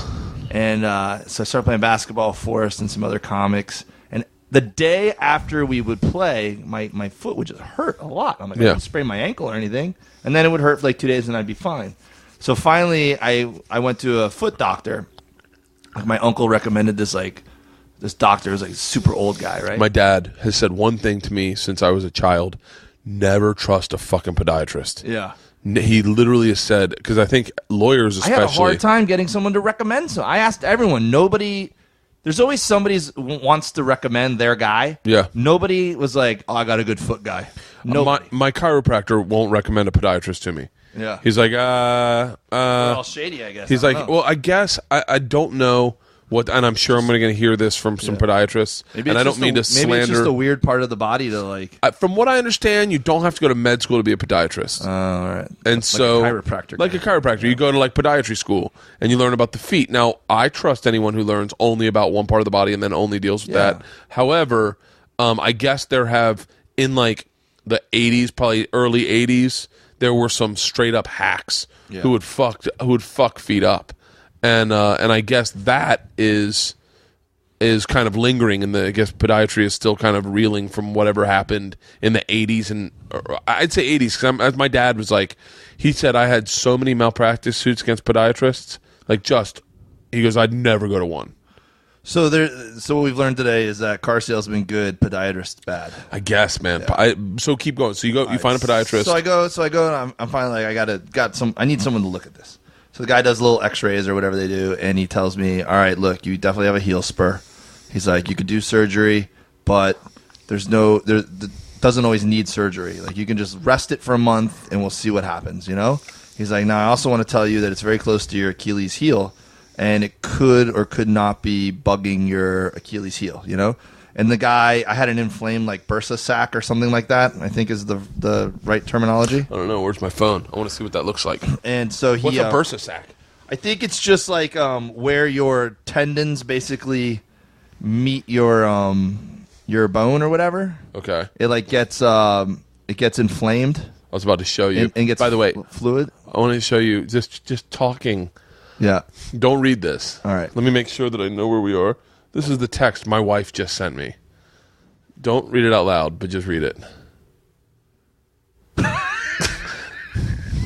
If the media got a hold of that. If the media got a hold of that, fucking no one. Done. Yeah, done.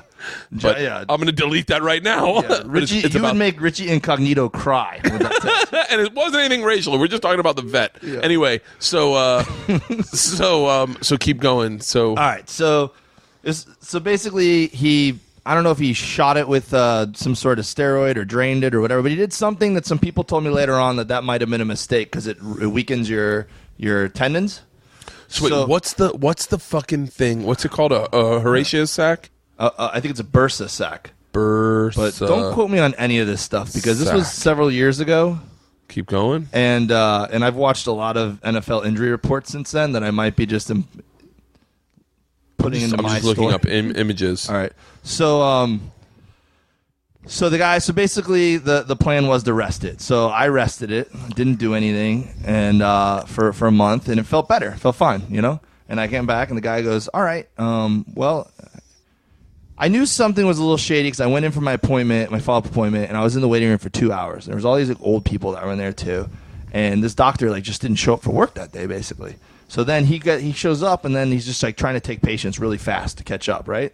So he comes, like they pull me back finally, and he comes like whizzing into the room, and he's like, "How's it feel?" I'm like, "Feels great." He goes, "All right, well, let's just go ahead and push it now. You know, do your regular routine, and we'll see if it hurts.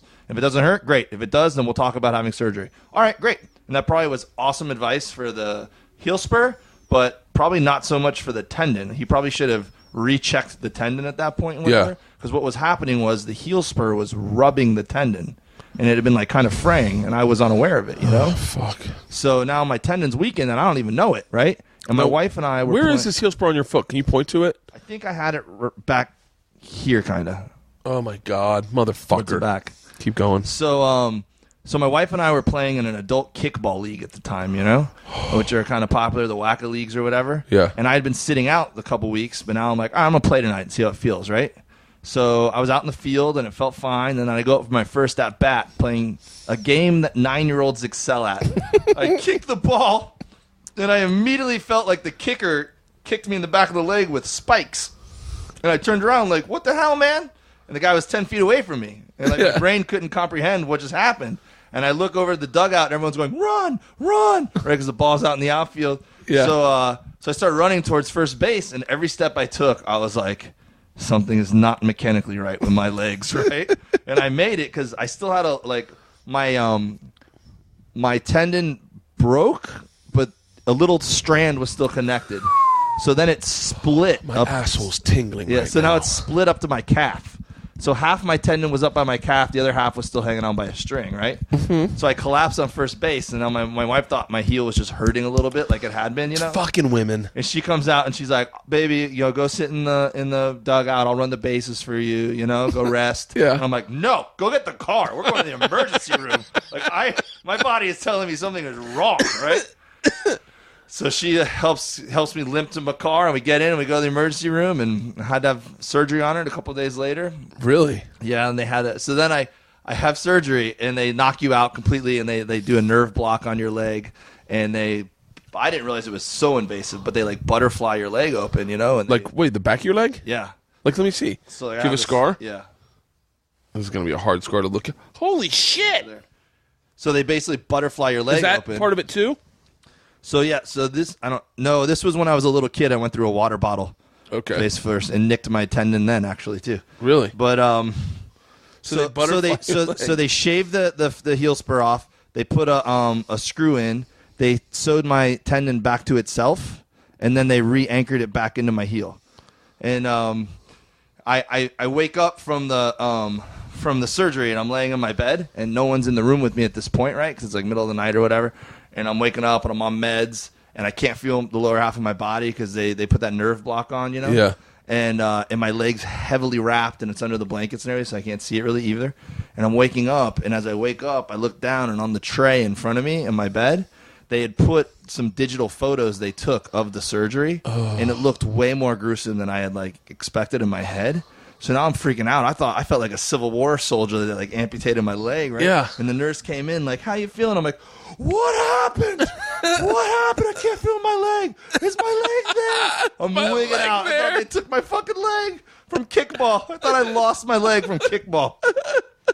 But luckily, it was all right, man. And I rehabbed back, and it's fine. My dad told me a really hilarious story this weekend.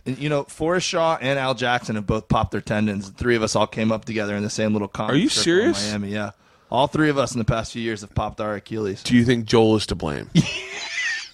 Maybe somehow, some way. If Joel is by having that Miami stage so sticky. Yeah, that's what it is. Fucking stickiest stage. It's the degree of the steps. Joel is the owner of the Miami, Fort Lauderdale, West Palm, Tempe, Louisville. He's the owner of a bunch of comedy clubs. He's a very nice guy. He's a friend of ours. My dad told me a really fascinating story. I love your mom and dad, by the way. My dad's you met my dad. Yeah. So my dad's like for anyone who's listening to this podcast has heard my dad. He's a very matter of fact kind of guy.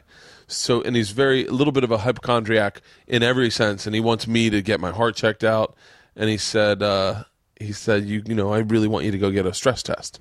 And I said, well, I'd love to, but right now my foot's hurt. Stress test is where for those of you who don't know, they hook you up to a bunch of monitors, all for your heart, and then they get you on a treadmill, and they get you to your maximum fitness level. Like, they get your heart rate to 190. Yeah. That's like John Taffer does a stress test on Bar Rescue.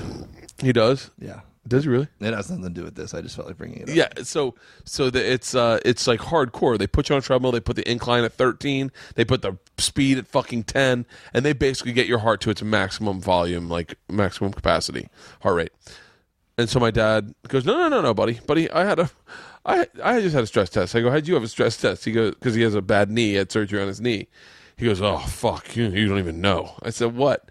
What they do, he goes in, it's him and another dude, and they put them on tables like right next to each other, and they have them both hooked up to the stress test. And the other dude has like a mustache, smells like cigarettes, like balding, maybe 290, 5'8", like just a big fucking, and they're both in their 60s, and they have their shirts off, and they're all wired up, and then they fucking inject them with like adrenaline or some sort of thing that will physically put their body through the stress test without them having to exercise. Okay. So they inject them, and so they're both. Why are they doing 2 at a time? They just happen to be in the room at the same time. Right. So it's it's like a cardiologist does it, and if they got 2 people, I thought there was like one was like the control group or something. No. They're just 2 guys in their 60s who are really out of shape, who need a stress test, who cannot work out physically. All right. So they have them all wired up. They give them the shot, and the guy next to my dad's feels his first, and he's like, "Whew, man." I'm getting a little hot. You getting hot? My dad's like thinking, I'm in better shape than this guy. And then all of a sudden my dad feels it. And my dad's like, whoa, I'm getting a little hot too. And the guy goes, I think I'm dying, man. And my dad's like, I think I'm dying too. The guy's like, I'm having a fucking heart attack. And my dad's like, me too. But basically what they're doing is they're getting the workout without moving. Yeah. Like their body feels like it's working out at a 10, but they're not moving. And they're like, they can't calm it down. And they're pouring sweat. They're flushed. And they're like, I'm fucking dying, man. And they're both on this thing of dueling heart attacks. I'm going down. Tell me, hold my hand. And they're holding hands. Oh, God. And then their cardiologist comes in. He's like, okay, we're wrapping up. They're like, make it stop. But I just thought, what a fucking hilarious scene in a movie of 2 guys getting a stress test. But your heart rate is at like 190 and you're sweating profusely, but you're just laying there. Like, how fucking terrifying is that? It's one thing when you get on the treadmill and you feel it. Well, especially if you're like running, then your mind is on that. Like, But when you're just sitting there, your mind is solely on how weird your body feels at the time. Yeah, it's so fucking crazy. But yeah, I thought that was really fucking funny. My dad was here this week and he's like, buddy, I listen to all your fucking podcasts. I have notes. Yeah. I was like, really? He's like, oh, yeah, I have notes. I got some big notes. Well, the things I remember about your mom and dad were, one, when we were in Marco Island, you had like a sun sore on your lip or something. And then your mom came in and was making you wig out about it. God, it was right above my mustache. Yeah, and so that right above my mustache on my my left side, and I had it. By the way, I'm going to tell you what it was. Okay. Because it's gone. Well, I have an allergy, and I'd done this cleanse, and I'd been taking these pills, and I had an allergy, and it had been exacerbated by that. Okay. And so that's what it was. But it was this thing under my nose, and my mom comes in, and the first thing and the night before I put vitamin E on it, thinking that would make it go away. And you were a little worried about it. I was a little worried about it. Not a lot, but then she walks in. And she's like, oh, honey, you have herpes. She hadn't even met her. She hadn't even said like, "Hey, Bert, how you doing? Yeah, great to see you, sweetheart." It was like, "Oh, that could be herpes." Honey, you have herpes. We need to clear that up. And I went, Mom, I don't have herpes. No, honey, you have herpes. It's on your face. I get it in my eyes sometimes. I'm like, what? What the fuck are you talking about? She's like, what you have, I get it in my eyes. It's herpes. I go, Mom, this isn't herpes. I don't have fucking herpes, and you don't get it on your cheeks. She's like, no. You can get it wherever you want. No, it's like, look, it's a form of herpes. Yeah. And just starts going, and I'm like, oh my God. And I start spiraling, and you're laughing so fucking hard, but I'm spiraling, and my mom's like, come on, we're going to go get you a bunch of stuff. They come back with a medicine cabinet full of medicines, and they're like, put this on your herpes. I'm like, it's not herpes. Yeah, I just immediately was thinking like, oh, it is so nice to meet you. Like, this is going to be so much fun. Because it just wigged you out immediately, you know? Fucking, and then your dad, I remember the TV, it was like a big football weekend, and we wanted to watch football, but we couldn't figure out how to make the TV work in the comedy condo. There's this big entertainment center, so you couldn't even get to the wires behind the TV.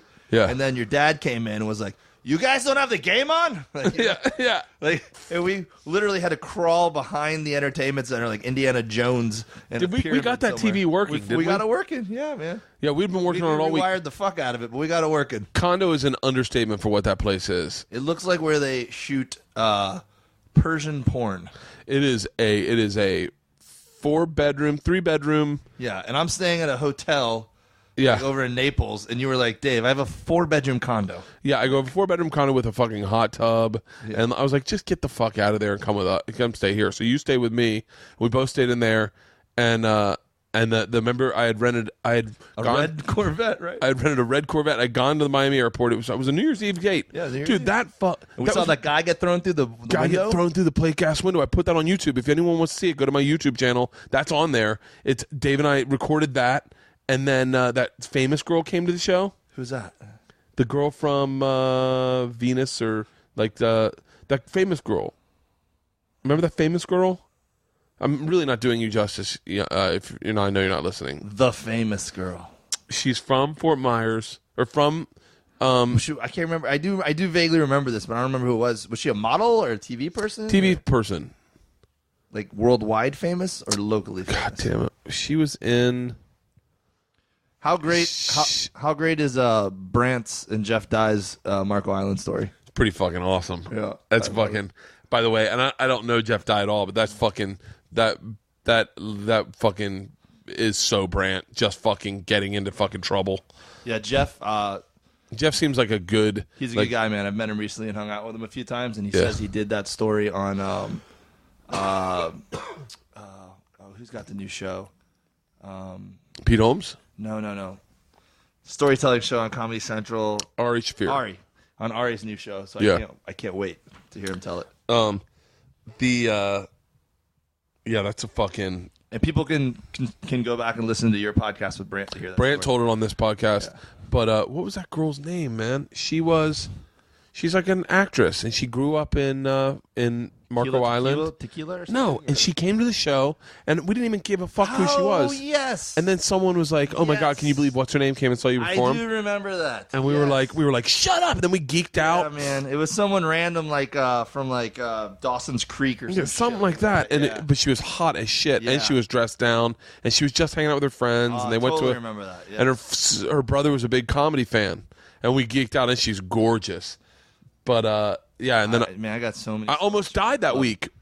Yeah, the palm tree. The palm tree almost landed on my wife said that the other day. We were sitting eating somewhere, and there's a big palm tree, and my wife goes, "Which one of your friends almost died from a palm tree?" And I was like, "Me, when I were in the Cayman Islands, that coconut almost hit me." Yeah. She goes, No. And then like 20 minutes later, we're eating dinner, and then she goes, "It was Bert with the palm frond." I walked into that Starbucks. I had my glasses on. I had my headsets on. I was getting some steps in. I want to say that I was hurt, so I wasn't working out. Like something was wrong. I was hurt because I was herpes on your face. I had herpes on my face. I had put vitamin E on it. And I had greasy face. So I go into the Starbucks, I take my sunglasses, I get my large iced coffee, I then get my sunglasses back on, and the vitamin E was on my sunglasses.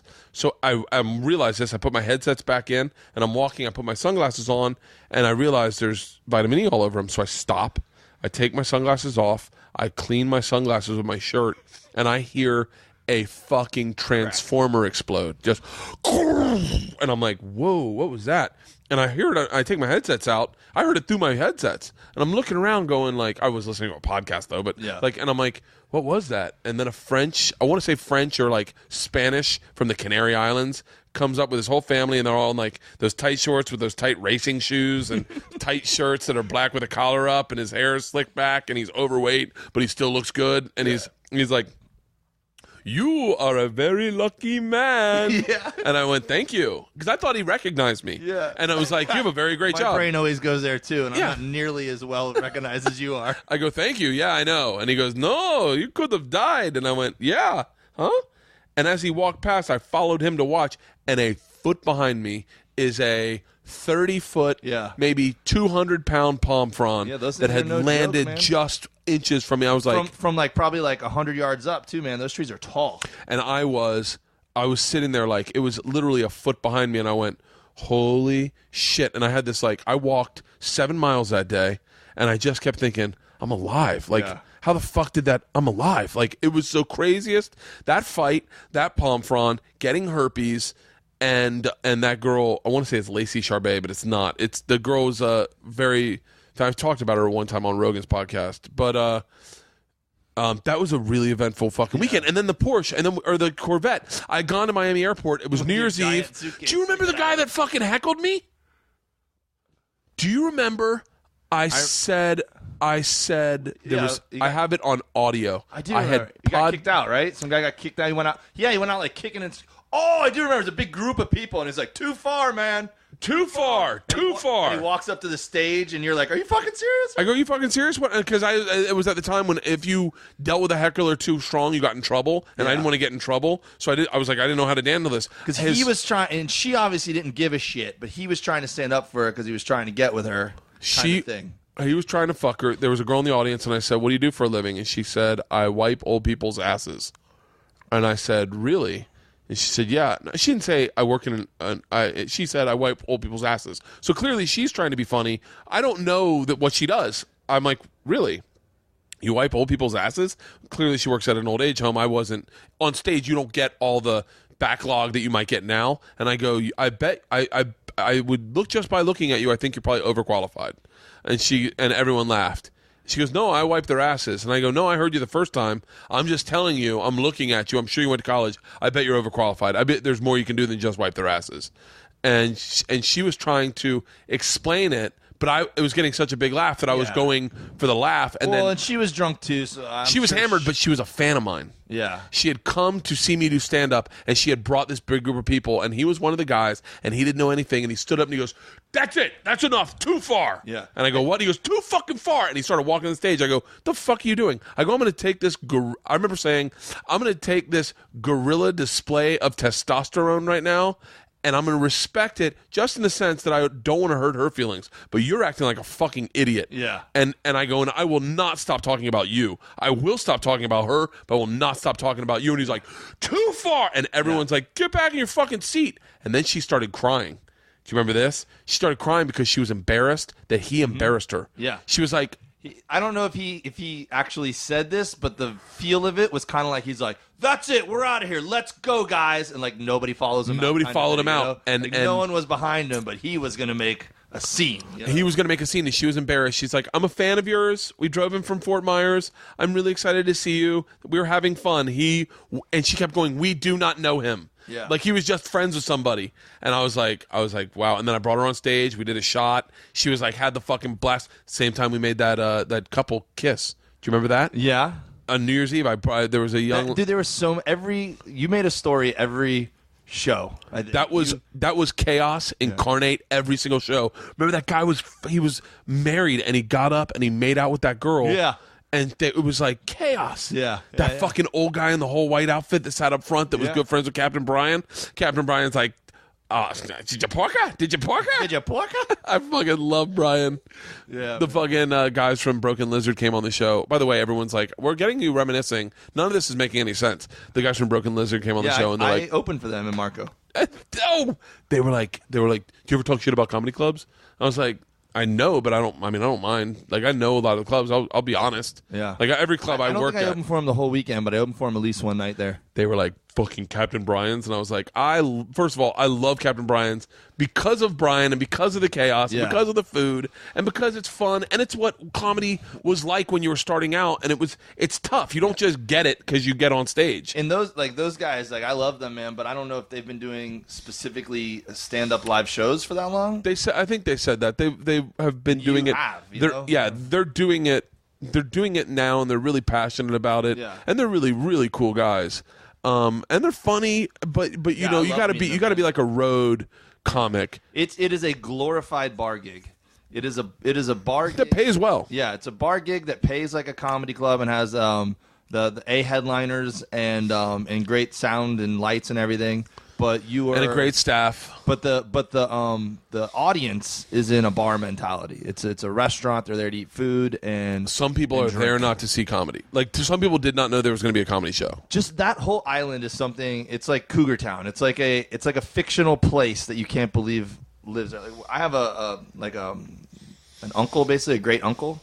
So it's basically my uncle's uncle. So not necessarily related to me, but I've known the guy my whole life.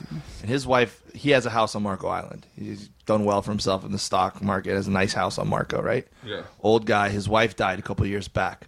I am telling you, not a week after his wife died, this 30-year-old, blonde-haired Polish chick moved herself into his house, and we could not intervene. Like, you know, like she was just... Was she hot?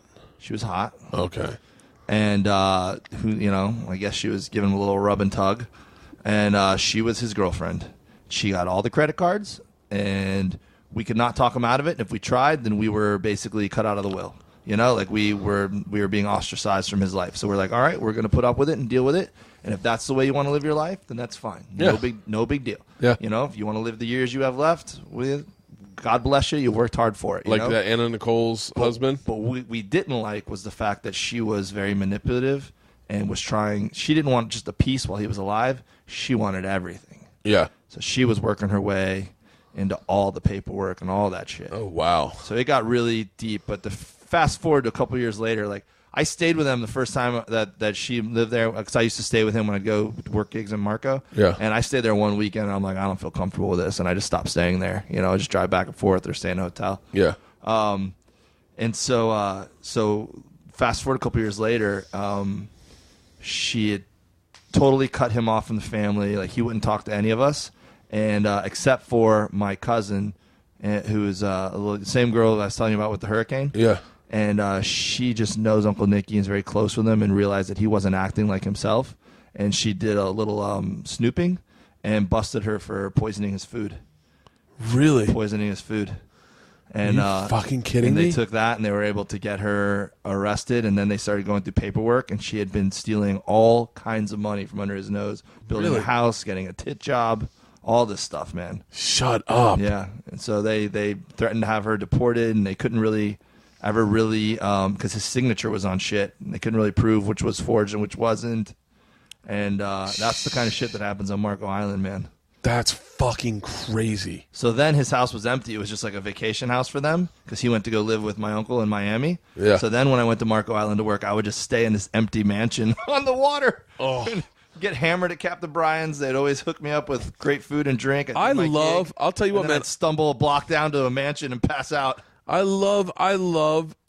mean, I don't know. My schedule just doesn't permit anything anymore. Who's this? But, like, I love doing that gig. I had such a fun time. Oh, it's my agent. Well, they're closing. Let's see what happens. If it's, yeah. It's Reg. How are you? Hey, Reg, what's up? Not much.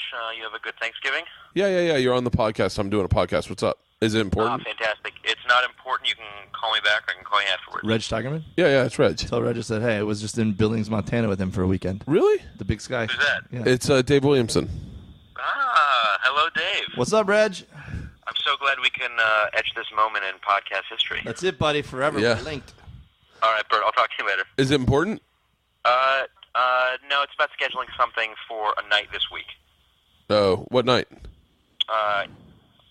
Either tomorrow or Wednesday. Is it with Scott,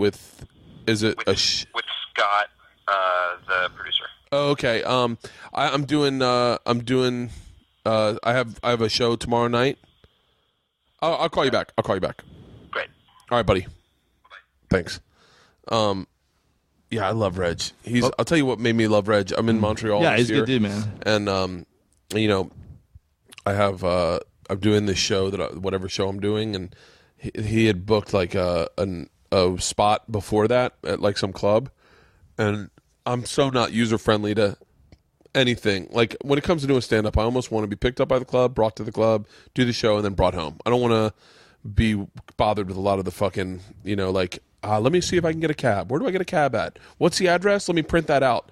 And I'm not used to that in going in any form of stand up. And so and I had to do the show, and I didn't know what it was, and I was like fucking stressing, and Reg could see it, and I had to do my real taping that night. I had to do that night, so I was doing back to back, and Reg could see it, and he just goes, you know what? Why don't I just take you to the show, the club? I'll find out all the info. I'll just get us a car, and then I'll take you back to the taping, and I'll make sure you're ready for it. And I was like, dude, that's exactly what I was fucking thinking. Yeah. But I fucking love him. Yeah, I mean, that's what you want, right? Yeah. What was the Big Sky thing? So it's the Big Sky Comedy Festival or competition or whatever. Yeah. Lucas Seeley and Augie Smith put on because it's their hometown, and it's the second year they've done it, and it was great, man. It was so much fun. Really? Yeah. It was like 40 top-notch comics, man. Like really, really good comics, and the thing that was cool about it was not only did they take care of like the hotel and our meals, Yeah. But they set up a lot of stuff for us to do, like hanging out. And there was a lot of industry there, like Reg and a bunch of other, like, bookers and managers and, like Paige from the Improv came and everything. That's great. And then we got to do a lot of fun stuff during the day. Like they set up, like we went to a gun range and shot guns, and we went on a horseback ride and did stuff like that. So it's fun. Montana's fucking beautiful. We did an episode up there this year. Yeah, it was so great. Yeah. What is? There's a lot of festivals. Like I know Ari's doing like the Sweden festival, the Stockholm festival. Switzerland or Sweden? Is it? I don't know. There's a new one, it's not new, but I guess it's new to American comics because a lot of people were. Vote for me and stuff on Facebook. Yeah, someone asked me to vote for them, and I was like, yeah, I'll do it. But I totally was like, I always forget. I always forget. You know what I noticed the other day, last night, is how many people love Brody Stevens. Yeah, I watched that thing last night. No, but like how many people tweeted it on their own? Like I tweeted it on my own, just like, everyone watch this. I think the comedy community in general, when somebody gets something that's a comic, they've been around for a long time. They're funny and they're nice to people. The rest of the community supports them. I think that is true. I think that is entirely true. When you see somebody who's just like a flash in the pan, reality star kind of guy gets a show, then maybe not so much. But the people that deserve to get supported almost always get supported. Man, it's a great community. Yeah. What do you have anything to promote? Sure. Are you gonna post this week? I'm gonna post this. I don't know. I may post it. I don't know. All right. I may post if I get. I'm supposed to do a couple other, and so I may just load up this week. I just posted one yesterday. I may post it next week. Okay. Well, if you do post it this week, I'll be at San Diego at the Comedy Palace on December 6th and 7th. But if not, then at the end of the month, I'll be at in Orlando at one of the Bonkers. And on New Year's and the weekend following New Year's, I'll be at a new club in Winston-Salem called Laughing Gas. And I'll put all that up at DaveWilliamsonComedy.com. And my Twitter is @DaveWComedy. I only have one show. I think maybe I have two shows. I don't know. I have a show in Tampa that I'm doing. I think it's a surprise, though. I'm not sure if I can talk about it. I can't tell you when. And then I'm doing, or maybe I can. I don't know. If you know, then tweet me and go, no, Bert, you can. We've talked about it. And then I'm doing New Year's Eve with Doug Benson, Roy Scovel, Moshe Kasher, Natasha Leggero. Wow. And Pete Holmes. That's awesome, man. Where's that? Yeah, I don't know. I actually don't know. Your promotions aren't going well right now. I'm not that fucking great. And this just in, Jen Kirkman hopefully we'll be doing the podcast later in the month. Brody Stevens coming up maybe next week. And Dave, we're also got Miss Pat is going to be on the podcast. Miss Pat. I don't know Miss Pat. She emailed me. She's like, get me on your podcast. And I was like, I like that kind of attitude. You're on, honey. Yeah, she's sweet. I like Miss Pat. And then Jordan Harbinger, he has a website called The Art of Charm. He's going to be, it's a bunch of guys who teach guys how to get laid. I think it's probably more than that. We're going to find out. I was on his podcast with never mind. My brain's fried. And then Dave, I would like to have Dave back often. So follow Dave on Twitter and go to see his live shows. What's your Twitter at? At Dave W Comedy. That's right. At Dave W Comedy. And to close this, I will tell one story that that is absolutely hilarious about Dave. I go on.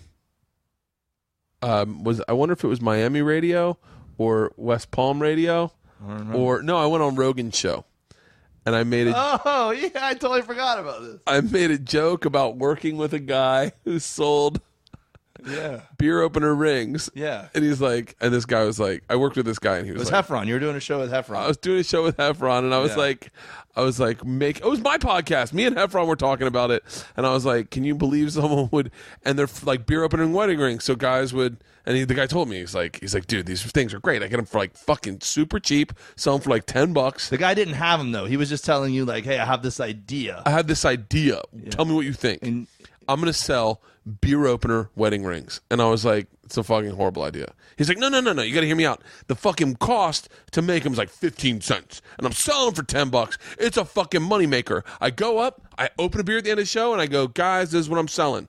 So if you're married and you have a wedding ring, trade it out and buy one of these beer opener wedding rings. And I go, dude, no one's going to fucking trade out the ring that they got on their fucking wedding night, like the wedding they exchange vows with, for your beer opener fucking wedding ring that's some piece of shit. And he's like, I'm telling you, man, you're seeing this all wrong.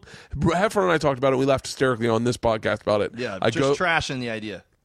I'm sitting in the back of the club in Marco, and Dave gets done his set, and he's like, all right, everybody, and tonight I'll be selling these beer opener wedding rings. Fucking lost my shit. I was like, Dave, it wasn't you, was it? And he was like, no, but I think someone's stealing my idea. Well, as you're getting up on stage, like as we're passing each other on stage, you go, did you listen to my podcast last week? And I go, no, I haven't. And you're like, good, I got to talk to you after.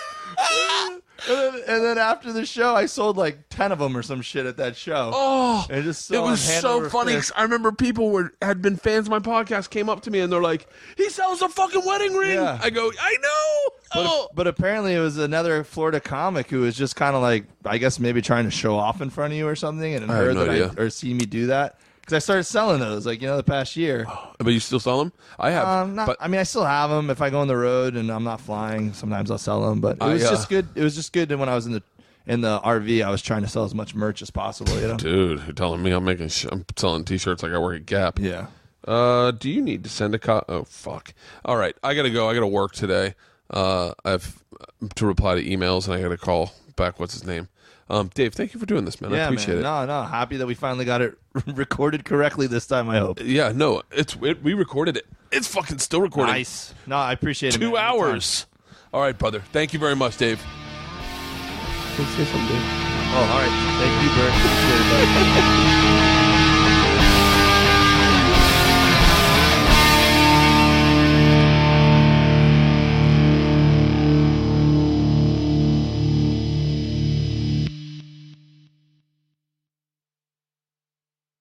This episode was brought to you by The Machine.